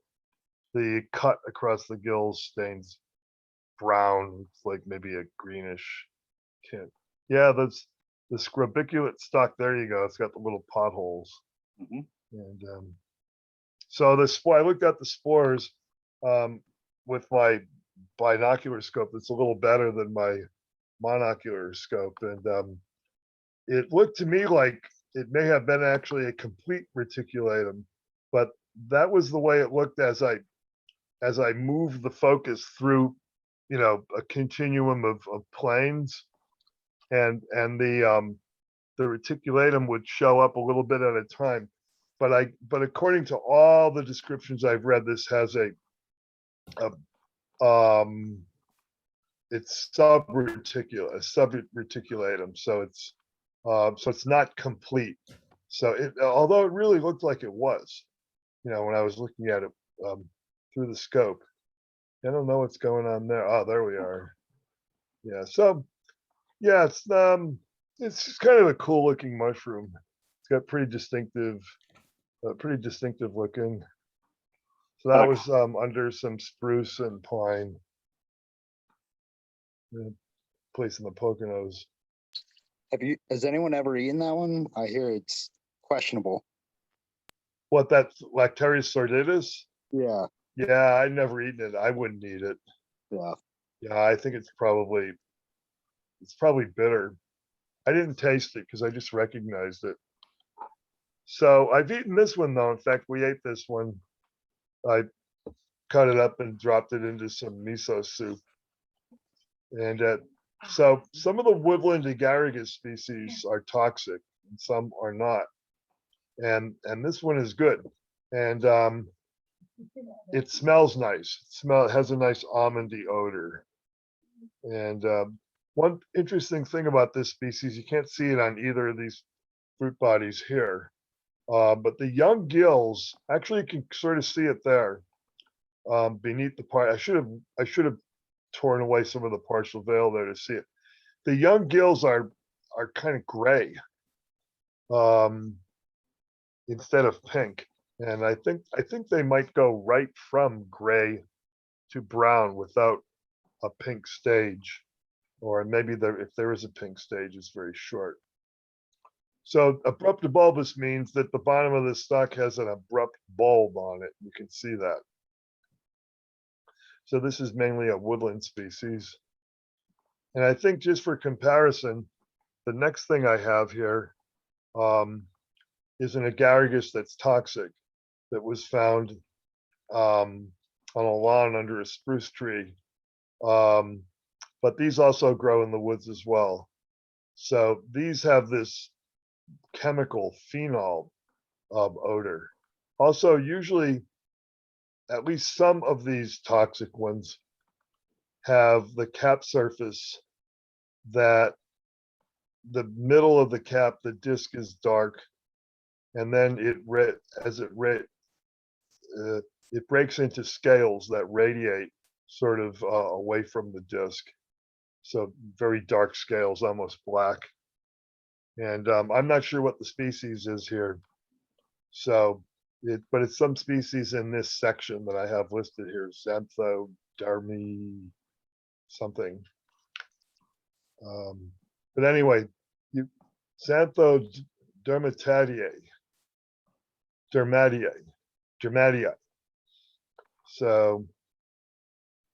So if you're picking agaricus to eat, you have to be aware that there are some toxic ones out there. And most of them are in this section and they have this phenol odor. And a lot of agaricus have small spores. So you don't get a whole lot of information from the spore size. The spores kind of look the same on a lot of different agaricus. Does it stain yellow? You know, usually these types do stain yellow, these toxic ones. One of the stipes has a tiny bit of yellow looking material on the bottom of it. So I'm not sure if that is just from the ground or if it's a stain, but usually they do. And this collection didn't. Even when I broke the bottom of the stipe, there was no staining. So A couple of weeks ago, I had put one up that looked like that, and I thought it was a pocillator because I had looked it up in yeah, Oh, that's a that old possibility. Phillips book, and it's interesting because you know, Igor said he didn't think it was; he thought it was this one. And I read further in Mushroom Observer, and Michael Quo said that mushroom that was in the Phillips book had been misidentified as pocillator, and that it was really this one. So I thought that was kind of funny because I looked at that and read the description. I thought that's Well, what it is. Yeah, I think pocillator is one of the species in this section. And in his book, he says it's a southern mushroom, but that it comes up the East Coast. So that's why I thought, oh, well, I guess that might be it. Anyway, I guess there's a lot of different ones that are very similar. Yeah, agaricus is a really big genus. I just looked up agaricus yesterday on the outline of fungi, and they say 500 species. Whoa. worldwide. Mhm. Holy crap. All right, here's your last one that you called Yeah, Decryopynex this one, I'm elegans. wondering if anybody has another suggestion. I didn't get anywhere with micro on this. I didn't get any spore drop, and I just crushed a little bit of it, and I just saw a bunch, really probably just a bunch of hyphae, and but my scope is not quite. I should have put it under the better scope and had a little better look at it, but I know in Mushroom Observer there's a picture of is it Chronopax? Is that it? Elegans. Yeah, Decryopynex. and the one picture looks just like this, but I wonder if anybody had any other suggestion for what this might be. I think they're still sitting on a table over there. Could be. I'm looking at the one over here because the Cryopynex elegans, I think, has that pseudostype that's kind of Yeah, like yeah, hairy. and it also it has like the dimpled cap margins sometimes, Yeah. like that one. Does this So is that kind of like a hairy little stipe on there? it looks like it's probably hairy. You know, I should go look, see if I can have a little better look at it. But if there were hairs, they might be dried up by now, and maybe you can't even see them. But somebody found it at the foray on Sunday. So I just wonder if there was another, if somebody else had a counter proposal, because I just Yeah, put it 'cause- up there. You see, it's very low confidence.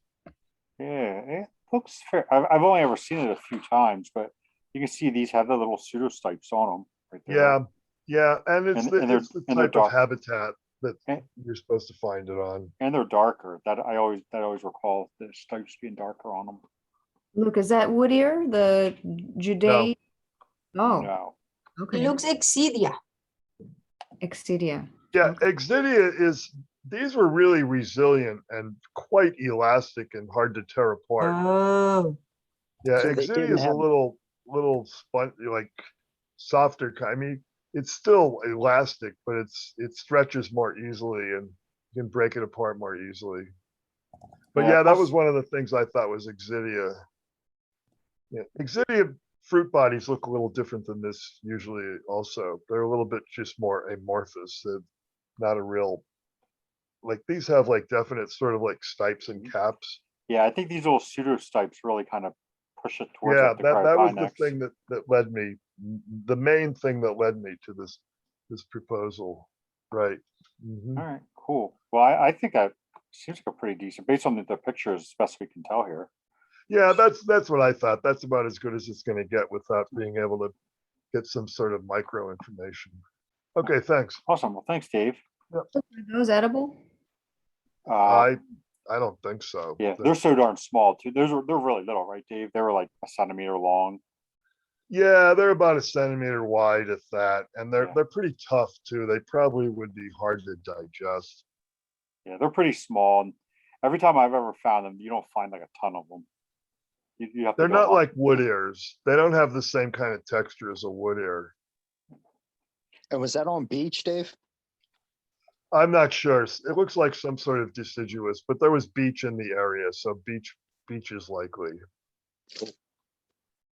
Okay, I have one quick one from Liz Broderick I want to get to, and then I know I saw one person who wanted to try to share from his screen, his or their screen.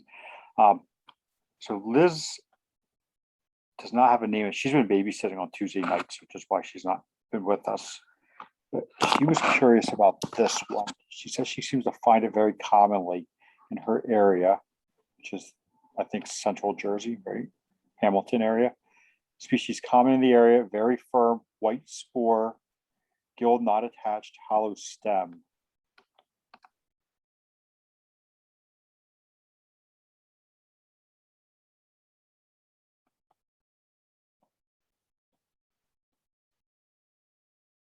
Is that ringing a bell? It's kind of like a colibioid type looking thing. There's this Marasmius species, Marasmius strictius, I think. It's one thing to consider, I guess.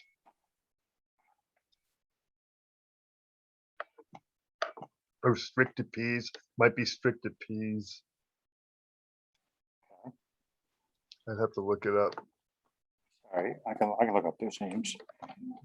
Hey, we found it. It looks like what you're saying, Strictipes. It's darker than this umbo. Yeah, And it very looks a straight. little like it, but Mhm. there's one or two other things I think that look just like it.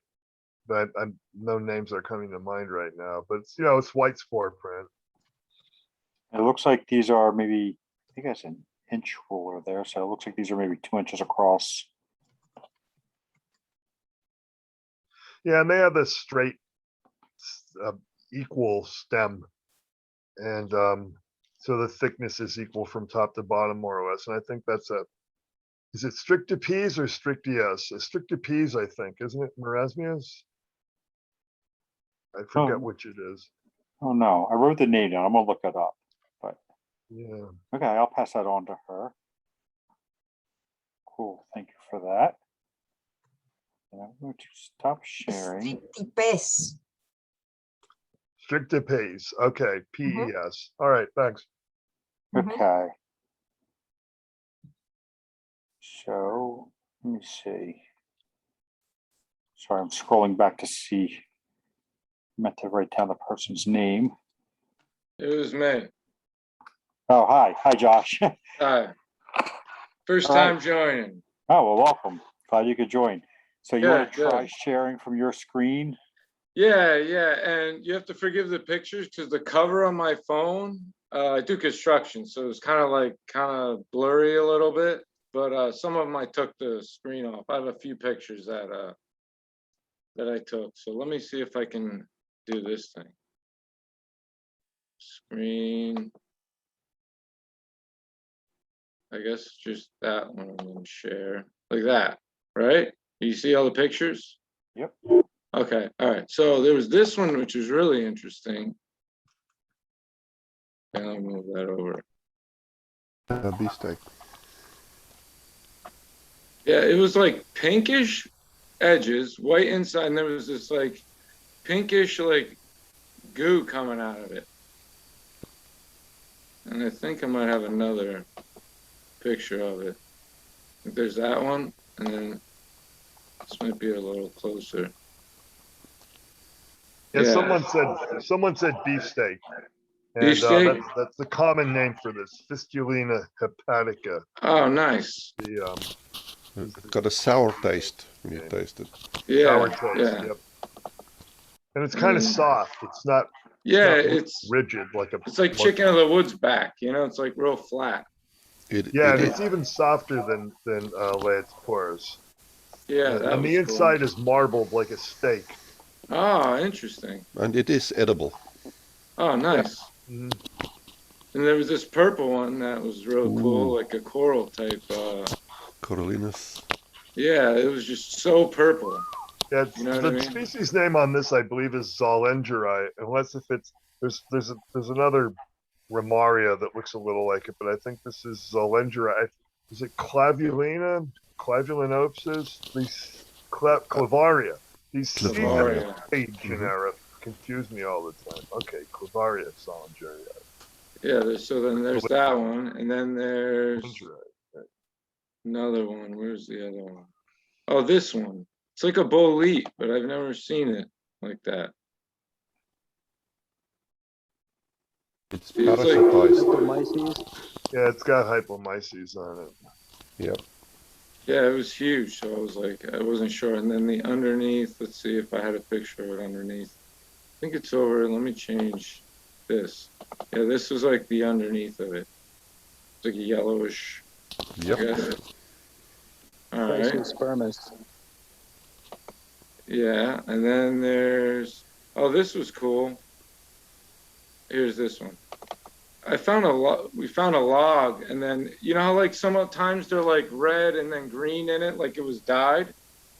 This was like a green version of that, but then the mushrooms were growing in it, and they were also green. So I guess they absorbed the color from them.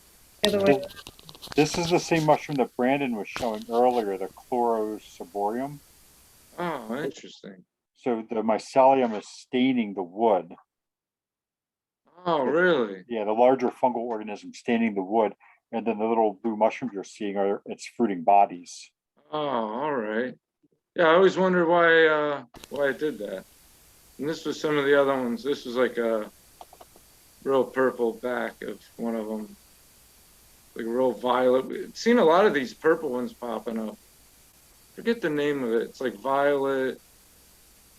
There's like two kinds. One's poisonous, one's edible, I guess. Well, this is, looks like Lepista nuda. It's a wood Yeah, blue, that's what Igor wood blue, right? thinks as well. Yeah, this looks like Lepista nuda, which if you take a spore print, take it on white and black, and on the black, you'll see a light spore print.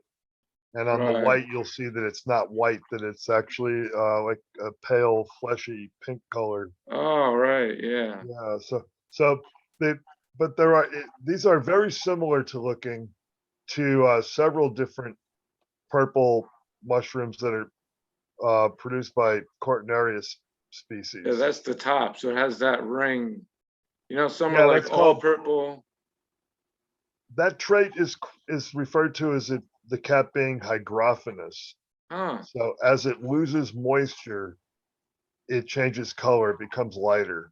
Oh, like I know when I find some of the chanterelles, you know, the red cinnabar chanterelles and the black trumpets, you know, some will be lighter and then some are, you know, like more vibrant color. I didn't know if it was like a old or younger, but Probably Yeah. older and younger, but with this species and with a variety of other mostly guild mushrooms, I guess, the cap is said to be hygrophanous.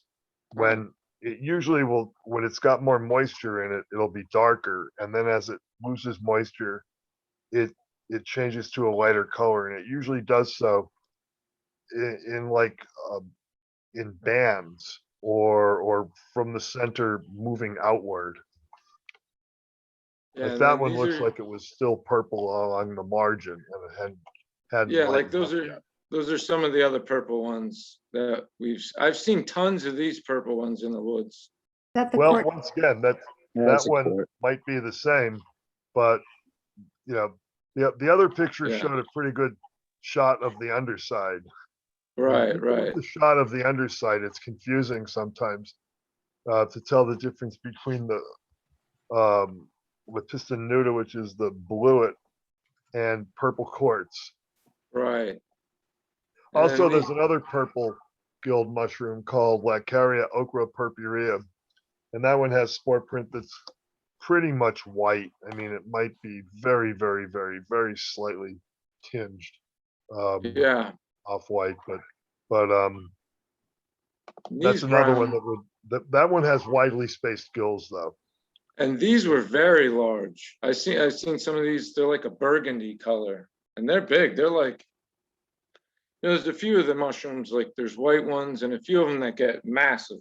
And I'm, You have, you you have a know, picture of the underside of these brown? the these brown burgundy one, ones? I think might be, Yeah, I agree with Igor. I think it's like lactifluous corrugate. Is it corrugatus, right? It's corrugatus, not corrugus, right? I think I have. Corrugatus. No, it's Oh, Carugas. it's Carugus. I'm sorry, Carugus. Okay. I didn't, oh, this might be, I wonder if this is the bottom side. I think that's the bottom side of some of the Yeah, brown. that looks like Carugus. Okay. Yeah, like the gills are a little bit light brown. Yeah, the lighter color. Did you cut the gills? Did any? No, I melt didn't them out? try them, you know, because, he didn't mean to taste them. He means if you cut it, you'll see some white fluid coming in. yeah, like I know some of them you see if it like lactates, but I didn't try any of those because I wasn't sure. But these are some of the ones I picked yesterday. I went out and I found the you know, chicken of the woods, and then some black trumpets. These are huge. Some of these are like 4 or 5 inches long. What's the Yeah. one on the top right? Say that again. What's the one in the top right? That I believe it's shrimp of the woods. I think. Yeah, it looks like the aborted fruit bodies of armillarium mushrooms. Yeah, they that were have been growing on. parasitized by Antiloma abortivum. That's what shrimp of the woods is. That's what they look like. Yeah. So and if you cut into one of those, right. is it kind of like It's solid. Oh, the texture is kind of hard to describe. It's not fibrous, but it looks kind of like cotton fibers, sort of. Right, And it's yeah. a little bit pink sometimes. Yeah, yeah. See, I picked You're them. pulling my leg. I never heard of this before. Yeah, no, that's, and then they're kind of dirty because they they were growing on like an uprooted tree. I found them in two different spots. One of them was like at the base of a dead stump, not on the stump, but right at the bottom. And then these were growing on an uprooted tree. It took up a bunch of dirt with it, and they were just growing all around it in the dirt. So, when I pick them, they kind of like this white seems like it rubs off a bit. They look like that, and then you throw them in a bag, and then they kind of get rubbed off. So yeah, that's pretty much what they look like. And then I think this one was interesting. I know it's younger growing, but I had no idea. It looked strange. Oh, some kind of Amanita section lepidella. Kokiri? You think Kokiri, Igor? Or look at the way the scales what go he's saying all in the way chat. down the bulb. Well, it could be either. I don't see the red staining of the subcoccori on the bottom, so I call it coccori. But at this stage, it's kind of tough to tell. What about Atkinsoniana? No, this is not Atkinsoniana. The scales are too pronounced. The Yeah, the scales are, oh, okay, I agree, you're right, that has small scales. Yeah. Yeah. and they're that has- dark too. Yeah, and they're not so pure white either. Yeah, okay. Yeah, so that's what I got so far. And then I guess stop sharing, right? Yep, just hit stop share. Sweet. Awesome. Thanks for sharing, dude. Thanks, Josh. What county, Josh? It's Warren County, over by like Alamucci State Park and like Bud Lake. I can't remember which one I went to, but Okay. yeah, like Warren County, Morris County, I guess. Awesome. Well, thank you very much, everyone, for sharing tonight. I'm going to wrap up myself. Look, I asked anyone going to this Sunday's foray in Jackson. Oh, who's going to that? I'm not. I'm working. Bummer. I'm going next week though to Brendan Byrne. Yeah, I'm also going to see if I can make that. Yeah, our foray this weekend at the Forest Resource Center in Jackson. Yeah. I finally don't have weddings, so I'm trying to be there the next 2 weekends. So you know what? Actually, I was going to throw this out there too. The following week, we have a foray at Brendan Byrne on Sunday, October the 3rd. I was thinking about going camping that weekend. They have a really good campground there, like right up the road, like literally like half a mile up the road from where we foray. If anybody's interested, I'm gonna be there with my daughter. If anybody else wants to camp out. Yeah, I'd absolutely be interested in that. So, well, shoot me you have my email. If anybody else wants to join up or whatever, we could hit that foray the next day on Sunday. That sounds super fun. Can't make it, gotta work. So, That's right. all right. Well, I'm gonna take off. Everyone, have a great night. Happy mushrooming, and I'll see everyone next week. I'll leave this up if I know sometimes people like to do some overtime stuff. If not, whatever. I'll see y'all next week. Thanks a lot, Luke. We appreciate you. Bye-bye. See Thank you guys you. later. Take care. See you, Luke. See you later. I want to show off my chicken, the one that I found. I'm so excited by it. Mind if I show? Do it. Go for it. It was the same spot that I got last year, and I was so excited to see it again. Hold on, let me get it, just the pictures up. And then I'll be able to get to my chicken. Oh, that's not it. Oh, it froze. It froze. There it is. Okay, my computer's freezing. I'm sorry about that. Let me get the actual picture up.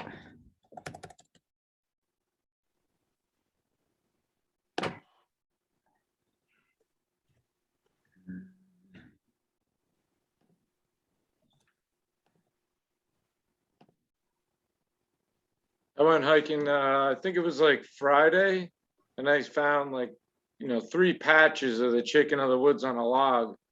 And there was like 4 of them. So I took one of them, and it was like probably like 12-inch diameter, just circles.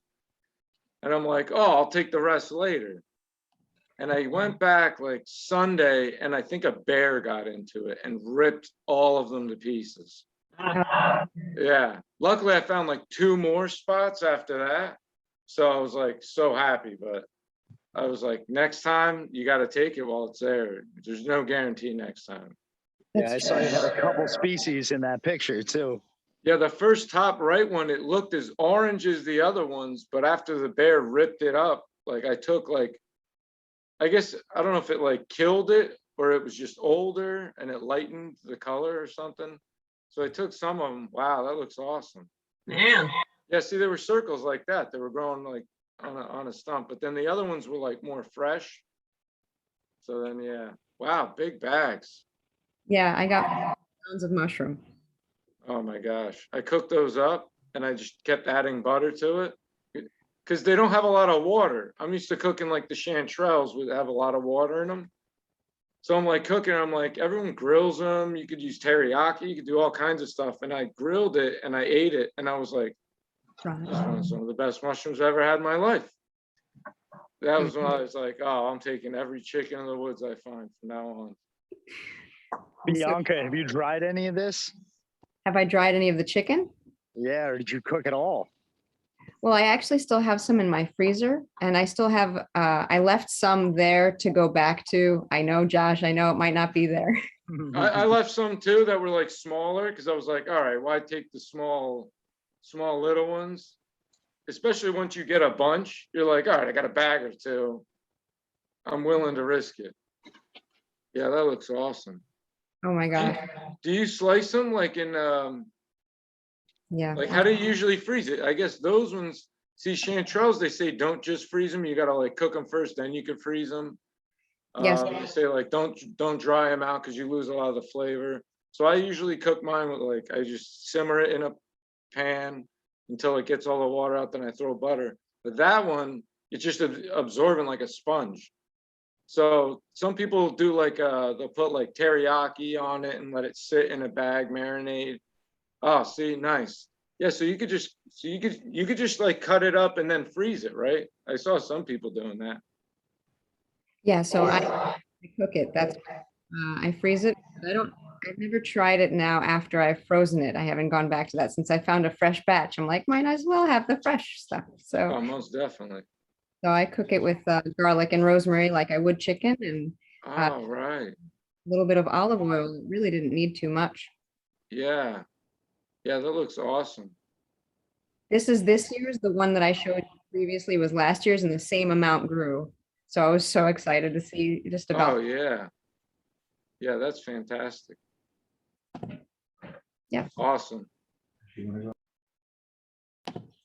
That was my dinner. Very nice. Lila, to answer your question from the chat, so I have been finding stuff. I've specifically wanted to find the Cornelius, the starts with an I. I forget the right name for it. Not the Violetus, the other one, because I found it one year in the park that I've gone to, the one that Igor calls my Pine Barrens Park, which is, I don't consider it Pine Barrens because I'm not close to there, but I guess it must be of the characteristics of a Pine Barrens Park, so it counts. And as a matter of fact, there were so many mushrooms. Actually, I wonder, let me share that. Yeah, it's in that same document. So I'll share this and maybe I'll be able to find out what the couple that I did take pictures of that were growing in this park were. So this is one, a bolete with an orange top. I'm not very familiar with mushrooms at all, but since is Igor still there, maybe you'll be able to help me. It's Gyroporus. It's just a Gyroporus. Oh, Yep. I could have known that. Of some kind. Yep. All right. Okay. And then this one looks very similar to the one that Dave showed, but I'm not sure if it is. No, it's a Rusova from the Stinky Rusova, I think. Oh, this is the stinky rusula? All right. Yeah, the subsection Phoetens, or I forget what the name is. Okay. Yeah. So if you're still having trouble finding the mushrooms in the park that you go to, Igor, you can easily come to this one. There's always mushrooms here in your favorite Pine Barrens Park. I'm kind of mushroomed out at this time. You know, I went for a walk today and I saw some mushrooms, but I was not even photographing them. I found an interesting Gyroporus a couple of days ago in Brandon Burn. I've never seen it before. I'm going to sequence it. It was quite big. It was like 8 centimeters across in the cap. Usually Gyroporus is very small, maybe 3-4 centimeters at the most. But this was a giant, and it was very pale, kind of tan, kind of darker cream, and not like the ones that I've found in the Pine Barrens before, like Rosea albus, which is very common, nor the ones that we usually find in the deciduous woods in the upland forest, like Smithii, Castaneus, those kind of things. This was very, very different. So I was pretty excited about it. It's kind of one of those. I don't have a picture. I have it on my camera. I haven't downloaded the picture on my computer yet, but maybe I'll be able to show it next week. I'll do that. Nice. Yep. Yeah. I hope to Was find the- a bunch this Sunday. Igor, was the stipe pretty wide as well, or did it have that kind of skinny Gyroporus stipe? The stipe was clavate. It was 1.4 centimeters at the apex, gradually expanding to 2 centimeters. And the base was kind of bulbous, maybe, I would say almost like an inch across. Oh, wow. So it was very substantial. Like I said, when I saw that thing, I thought it was something else. And then I collected it and I saw the stipe being bumpy, which is very common for Gyroporus. I said, yeah, this is Gyroporus. And of course, when I cut it in half, I sectioned it. The stipe was all hollow with stuffed, cottony material, like it typically is for Gyroporus, or sometimes even completely hollowed out. So yeah, I thought it was one of a kind. I certainly haven't seen this before. That's awesome. Yeah, it's a small genus, and it's still kind of cryptic because only like a couple of papers were published recently by this guy named Navid Davudian. He's in Australia right now, but he was the last student of Roy Hollings. And Roy Holling, if you know, some of you may know, he was he was working at NYBG. I forget his exact title, but he was up there and up in the food chain. But he just retired recently, a couple of years ago, and moved away. So Navid Davudian was studying Gyroporus. That was the topic of his dissertation, and I think he's still carrying the torch. He's still doing research in Gyroporus. So I'll probably email those pictures to him and see what he thinks about them. Oh, awesome. Let us Yep. know. Absolutely. Will do.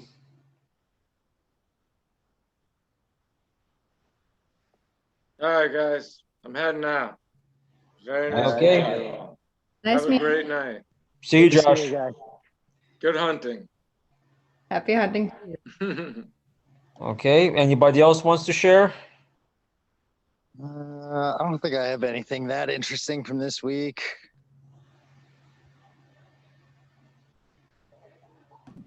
Lila, you always have something interesting. Yeah, Lila's always hiding stuff. She's very shy. we have to give you a prod all the time, Well, I've just been so busy with other things. I haven't gotten too much off my phone. Does I went anyone want to do a presentation? I'm sorry, you're kind of Lactaria fading away. indigo? Can you repeat that, please?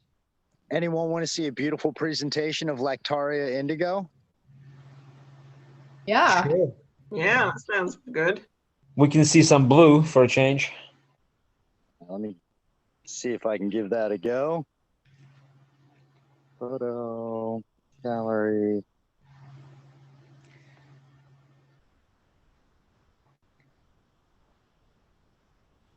Can you see it? Yep. Oh, Yeah.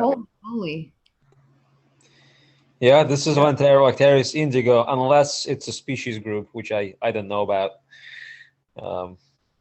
Yeah, I mean, it presented great. The problem with sharing on my phone, I can only share one photo at a time. So That's all right. give you the grouping there. Painful to do this on your phone, my word. Was Yeah, this I mean, growing under white pine? I would say yes, only Okay. because most of the forest was white pine. This was super sandy right here. Yep. One mushroom that I saw a lot of under white pines today, because I went for a walk to Brandenburg, was Swillus spraguei, which is was known as Swillus pictus, which is easier to pronounce.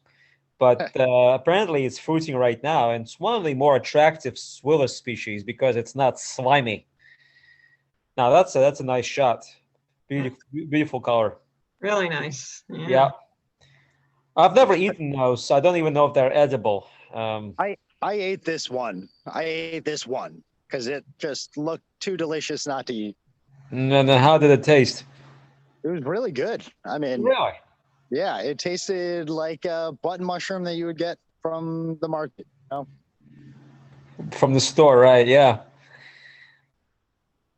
Yeah, I've never found indigo in New Jersey. Although, let me take it back. I think I was with a group of people and we found indigo, but that was years ago. But I've never found this mushroom on my own. But I'm sorry. Go ahead. Lauren's husband Mike found one. Where were we? You were there. That foray you were at. Was it White Lake? Oh yeah, I was at White Lake. Yes. Yeah. I forget. I've seen so many mushrooms this summer. It's just impossible to remember. But blue ones are usually memorable because it's a really rare color. Yeah. Not just mushrooms, but in nature overall.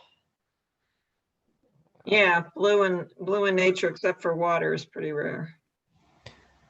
Yeah. This is one that like you find it and oh yeah, this is why I'm out here in the woods looking for mushrooms. This looks different. It's just older. Okay. It's just older, and I think the way camera captures, and processes the color of the gills because of the intricate, structure of them is sometimes gives you these kind of unusual optical effects. Like my camera has difficulty focusing on very mottled surfaces. I was trying to photograph the cap of Amanita phalloides, which has this greenish tinge to it, and or agaricus with lots of these scales, and I'm not really focusing well on those surfaces. I'm not sure why, but I think it's the same kind of idea you can get with the gill surface. If the gills are just at the right angle to the camera, sometimes it has difficulty interpreting it correctly. Yeah. Okay. Yeah. What a colorful array you had. What's that? Yeah. Did you see the colorful array of mushrooms he just had? That's amazing. What a gorgeous rainbow. Oh, this one. Yeah. So Vaccaria ocropurpurea, Lactarius indigo, Russo parvovirescens, and if you zoom out so I can see the other mushrooms. No, not zoom in, zoom out. Make it smaller. On what? Make the picture smaller, or because I cannot see the entire picture. You're cutting it off. That's the smallest it gets. No, you get can you zoom out? Yeah, let me see if I can reshare it. Maybe that's what happened. Because when I saw it first, it showed all these mushrooms on the left-hand side of the photo, and then after that, they kind of got cut off. There, can you see them all? I still have a black screen. Oh. It'll come up. Okay, here you go. So the mushroom to the left of Vaccaria ocropurpurea, which has these purple gills, that's spraguei. That's spraguei. Yes, that's the one which is a white pine associate. Yeah, and then that's all the way on the right is that acetus that you identified earlier. That's acidus. Yes. Acidus, yeah. Now, And then- acidus grows with hearth pines and hemlock, I think. And then It's- underneath that Leucaria, that's actually a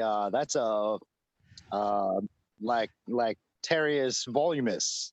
Oh, Voluminous. Valimus. Okay, okay. Voluminous. Yeah, I couldn't see the gills well. Yeah.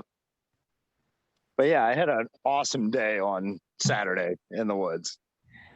Yeah, I recommend Spraguay because it is dry even in moist or I should say humid weather or rainy day.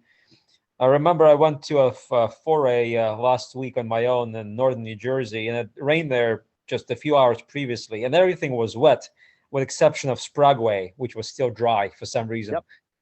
Yep. And They're quite good. I dried them all. You know, I think it's probably one of the better species in that genus that is usually mediocre. And best when young, right? Yes, of course, for everything. Yeah. for Young and everything. firm. Yeah. Cool. So you dry your Spraguei before you eat them? I dry them. I dried everything because they are dry to begin with, so you don't have to even process them. And I didn't feel like cooking, Mhm. so I dried everything instead. Yeah, which was easy. You just cut everything up and stick it in your dryer and turn it on overnight, and when you wake up in the morning, it's all done. Yeah. What do you guys do with a plethora of the Grifola frondosa? How do you preserve it? The plethora of Grifola frondosa, I don't preserve it. My experience with frondosa was atrocious. Years ago, I collected, which I thought was nice and fresh specimen. Yeah. I blanched it or parboiled it quickly, and then I decided to taste it, and it was all this acidic. Oh. And it was completely unpalatable. And I threw everything out. And the only frondosa I've eaten since then was the one I could find in the stores, cultivated. Interesting. Okay. Yeah. So wild type frondosa, I don't collect it. Oh. I like it. Yeah. Interesting. Actually, I know on my property here at my HOA, I know there's a spot where frondosa grows year after year under these dying or old oaks. And I collected them, actually sold them to Jim Barg a few years ago for a nice a chunk of money. Mm. So Yeah, because I don't collect- he used I to. don't I'm sorry. collect Go ahead. I don't collect Grifola frondosa for anything more than a meal. It's a great meal, but just take enough for that. Yeah, well, I said there's a lot of it, and I don't feel like eating these things given my prior experience with them. So I said I might as well just make a little bit of money. Yeah, Jim, at least he used to sell stuff to restaurants back in the day. I'm not sure if he's still doing it now. So I just pass it by. I don't collect frondosa, nor do I collect chicken of the woods. I've eaten it enough times, and it's okay. It's okay. I mean, you can pour as much oil on the pan as you can. It's going to soak it up. It's going to completely absorb everything. You don't have to. You can let it char, and that works just fine. It's getting too expensive when you start charring things. Nah. Yeah, I just bread it and fry it and call it a chicken sandwich and call it a day. Yeah, that was done. I experimented with a few edibles back in the day, and I've eaten them. You know, I even like maitake, the tricholoma. What is it now?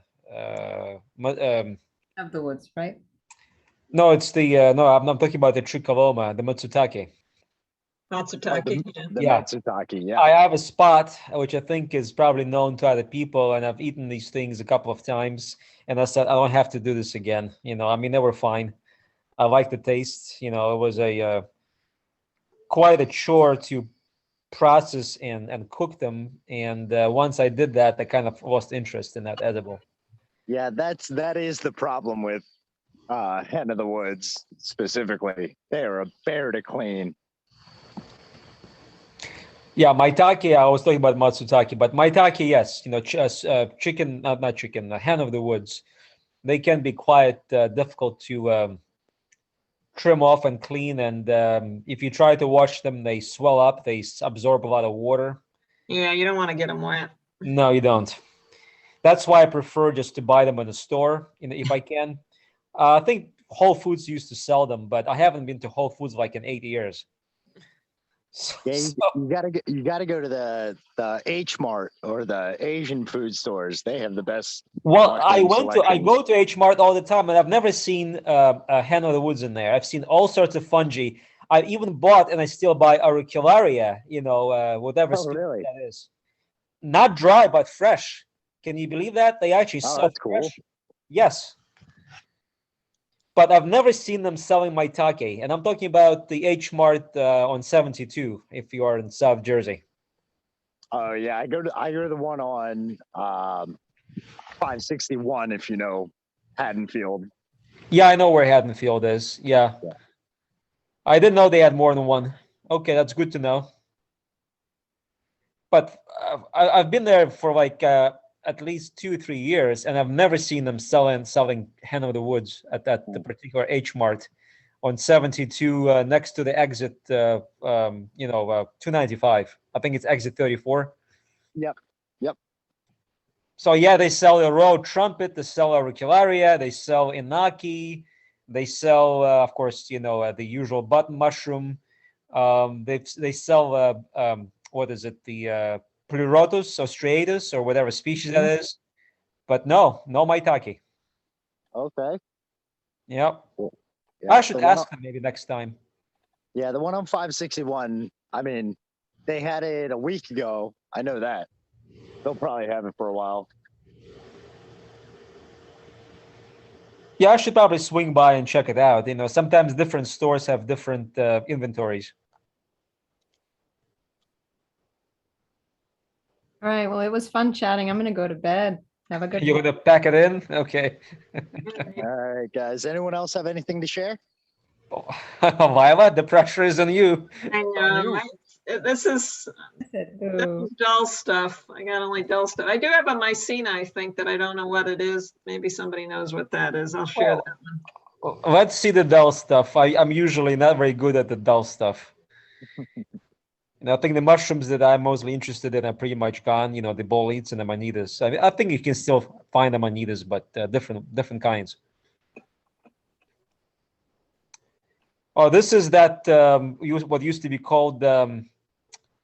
It's called now Candelianopsis candelianus or something like that. This is Cephirella candeliana, I thought it was, or maybe it's a mycena. Do you have the underneath picture of the? Okay, I think it's a mycena of some kind, maybe. I don't know.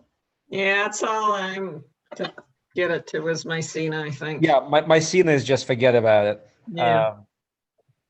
And when we're identifying mycena, like what we're looking at is a tiny little mushroom growing off of wood. Yeah, they're small. They have striate caps. They have conical caps. They grow like in clusters out of dead wood. They are fairly fragile. Yeah, when I first saw the picture, I thought I saw the remnants of the veil. So that's why I thought it was Cephirella candeliana, or used to be Cephirella candeliana. But I think now it's a mycena, of course. I was wrong about it. The only mycena I know very well is Mycena hematopus, which is kind of this purplish red that exudes a blood-like juice or exudate, I should say. So that one is easy. The other mycenas, I'm like, forget about it. Out of what surface does that exude red liquid? I think probably the gills. Okay. Or just the flesh. If you cut it or injure it, it's going to just exude from the injury. Gotcha. Yeah, the polypores, I couldn't save my life to ID them. Maricel will probably tell you. Tramites gibbosa. I don't know what this thing is. Yeah, I'm pretty sure it's gibbosa, the lumpy bracket or something. Yeah, I'm beginning to learn this little bit. Yeah, I think it's a gibbosa. Yeah. And I know like elegance does not grow in New Jersey. Is that correct? I'm not sure. Maricel would know. Maricel and Luke, those are the two people that I would go to for polypores. Cool. Yeah, this one is Tramites versicolor or No. Hirsuti. Yeah, I got the, Oh, yeah. Betulina. yeah. Tramites betulina. There you go. I know some polypores, and it took years for them to sink in. And I have to see them continuously, repeatedly, foray after foray, because otherwise just wouldn't remember. Yeah, Well, this one would, I mean, if I turned this over personally, I wouldn't say that's a polypore, you know what I mean? But Doesn't it's look like one. it's yeah, but it's actually not a polypore, but I think it's still in Tramites. So some people say that these just elongated pores. I just see gills here. Yeah, So- me too. yeah, they look like gills, but I think if you read about them, they do say they're elongated pores. Yeah. Yeah, that's like the maze gill and all that, right? Right, like Didalia and the Dahliolopsis kind of thing. Yeah, Quercina, those kind of things. Yeah. Yeah, they're interesting. Yes, they are.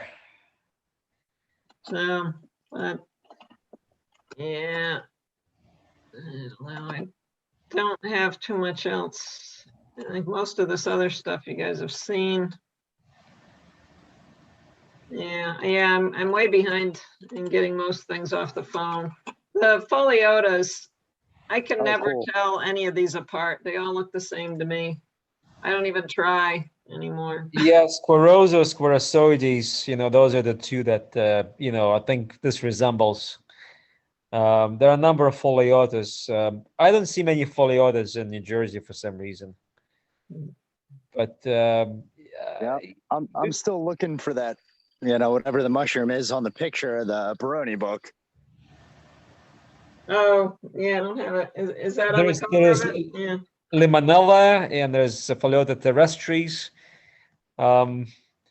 Yeah, I don't think I see them often enough to remember them or be able to easily recall what the names are.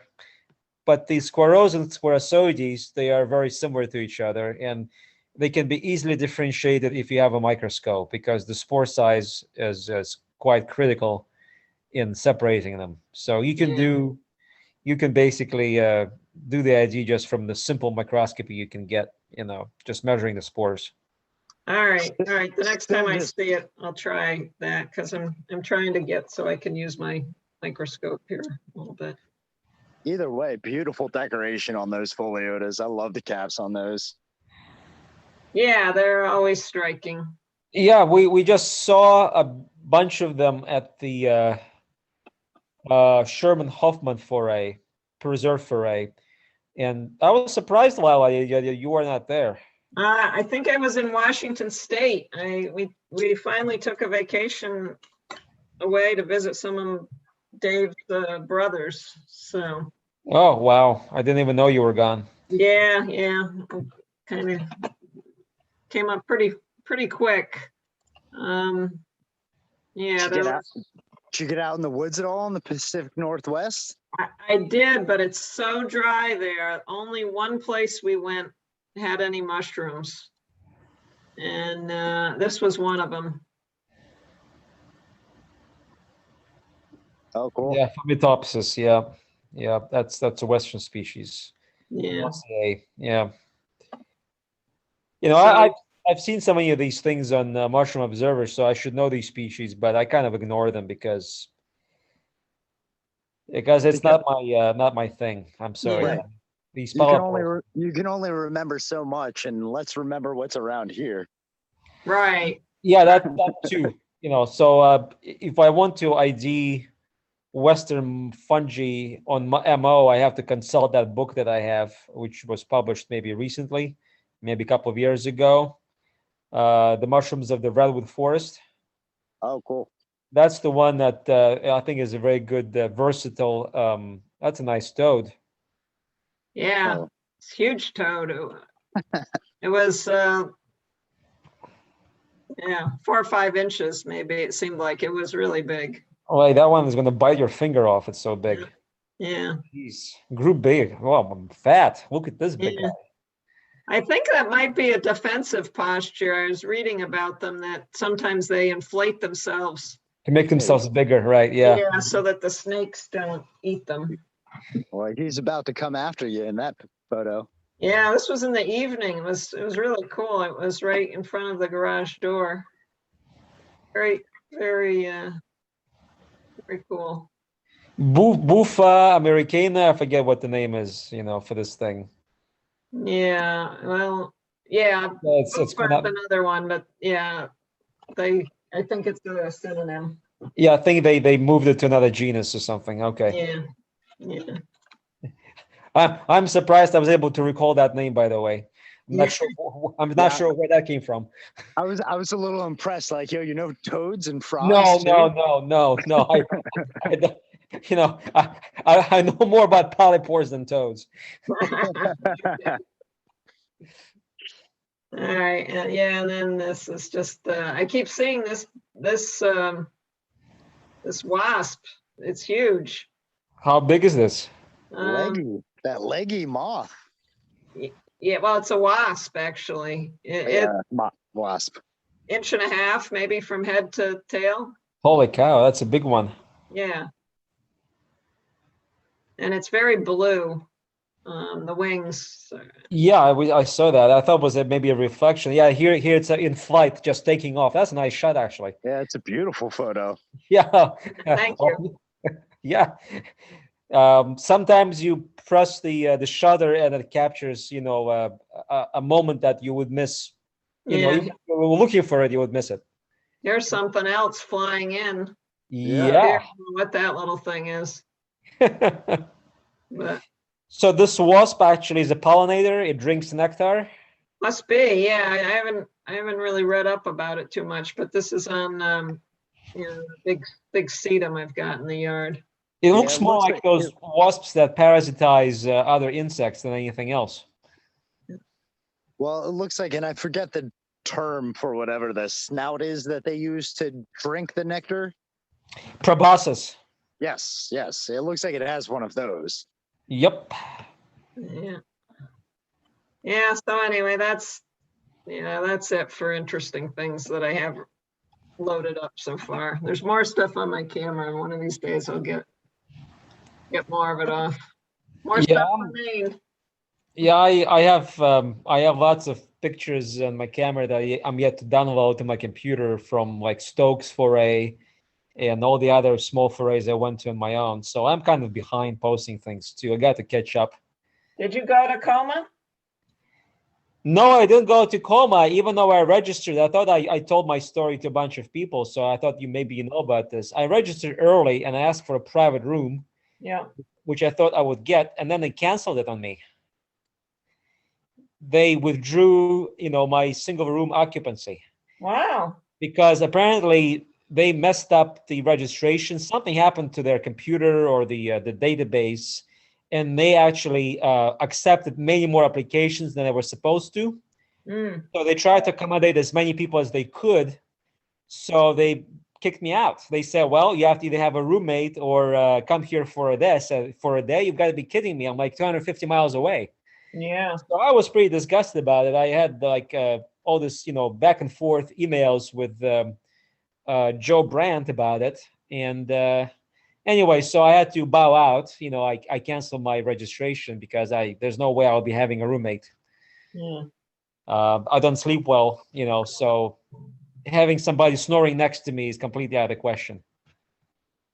So I didn't go. I heard there was a good foray, and I was looking forward to it because I wanted to see some people whom I haven't seen for years. And it just didn't work out. Oh, that's too bad. Yeah, it does stink. Huh. Yeah, I try to point out to him that I could be an asset to the Coma fray because I know some mushrooms very well. Mm-hmm. Usually I spend a lot of time at the ID stations and IDing things. I do this, for Coma and Nymph all the time. And they didn't think that having me around was a benefit. So I said, you know what? Forget about it. I probably will never go to another Coma again, ever. That you really pissed me off. Oh, that's terrible. Now, of course it is terrible. Yeah. It's all about the money, because, this guy was saying that ideally I should have paid, for the double occupancy on my own. So I should have paid the entire bill. I said, this is like very similar to like you take a cab, a cab takes you to a remote location and you have to pay for the cab's return back to the station. I'm like, who does that? Single occupancy, yeah, you pay a premium, but I'm not expected to pay a double price. Right. Yeah. And I'm at the age, much like you, I'm not having a roommate. No, I've never had roommates, and I said privacy is a good thing, and I want to enjoy this foray because it's so intense that you do need to relax. Right. Because these days are so full of activities, interactions with people, you're running around, looking at fungi, consulting references. So you do want to get a good night's sleep. And if you don't, I mean, I'm like, non-functional the next day. I mean, I've got to have at least 6 hours of sleep to be functional. Yeah. You need to have a sanctuary you can retreat to even when you're not sleeping for a little while. Exactly. Absolutely. Just to get away. Yeah. Yep. So when I went to these forays in the past, not just Coma, but Nymph as well, and I think I've been to one Nama, I always got a single room, to myself. So yeah, so that was unfortunate, but What is the event? You said Cora? No, it's Coma, COMA, and that Coma, stands for Connecticut Valley Mycological Association Foray. Oh, gotcha. And it's in Connecticut. It was in Amston, which I think was next to just southeast of what's the big town in Hartford? Okay. Mm-hmm. And years ago, they used to have it in a different location at the tri-state area where Connecticut and New York and Massachusetts meet together in a little sleepy town in upstate New York called Copiague. Yep, I know Copiague. Okay. So that was a wonderful location. I mean, they had all these different parks in different states and variety of habitats, and somehow they walked away from that location because they didn't like it, for some reason. Joe Brand told me he didn't like it because of the food and the facility to process the mushrooms. Their kitchen was difficult. It was also kind of a Jewish camp, so there were restrictions on the alcohol and other things, non-kosher food. Yeah. So they decided to relocate to Connecticut because they are from Connecticut, and have that foray at this place called the Eastern Hemlocks in Amston, which I've never been to. So yeah, I'm sorry? Not familiar with that, I guess. I think he was saying. Oh, it's close to Hebron and Lyme, the town where Lyme disease came from. It's kind of central Connecticut. Oh, okay. Yeah, I always skip that part of Connecticut because. Why? Because there's the bottom part and then there's Massachusetts. I always skip the middle. Not quite sure why I would skip the middle. Because I got nowhere to sleep. I got no friends there. Oh, okay. Well, it is kind of rural. I was actually looking up motels nearby. Maybe I thought I could rent a motel, and the nearest motel was like 15 miles away. I'm like, I'm not doing this. Right. This is just ridiculous. So yeah, central Connecticut is very rural. Yep. All right, guys, I'm gonna call it a night myself. Yep. Okay. Well, good chatting with you, and I'll see you. Anybody gonna see you this weekend? I will go to Jackson or Forest Resource Education Center. I'll probably skip the foray or just go to the ID session. I'm not really keen on being in the woods at this point in time because of the chiggers and the ticks. Yeah, I mean, I've been at these forays with you, Igor. You haven't been keen on it at all. Yeah, I got a very bad experience years ago at Brandon Burn in October of 2018, and since then I've been kind of skittish about going to the Pine Barrens at this time of the year. Yeah, So, and I exhausted my supply of permethrin, so I have to go back to Walmart and buy another canister. I got some if you want to spray yourself the night before, but I got a good amount. So Yeah, that's okay. I'll just go to Walmart. I mean, they sell it, you know. If I go there tomorrow, I might be able to spray my clothing and maybe go to the foray. I'll play it by ear, but I'll definitely be at the ID session.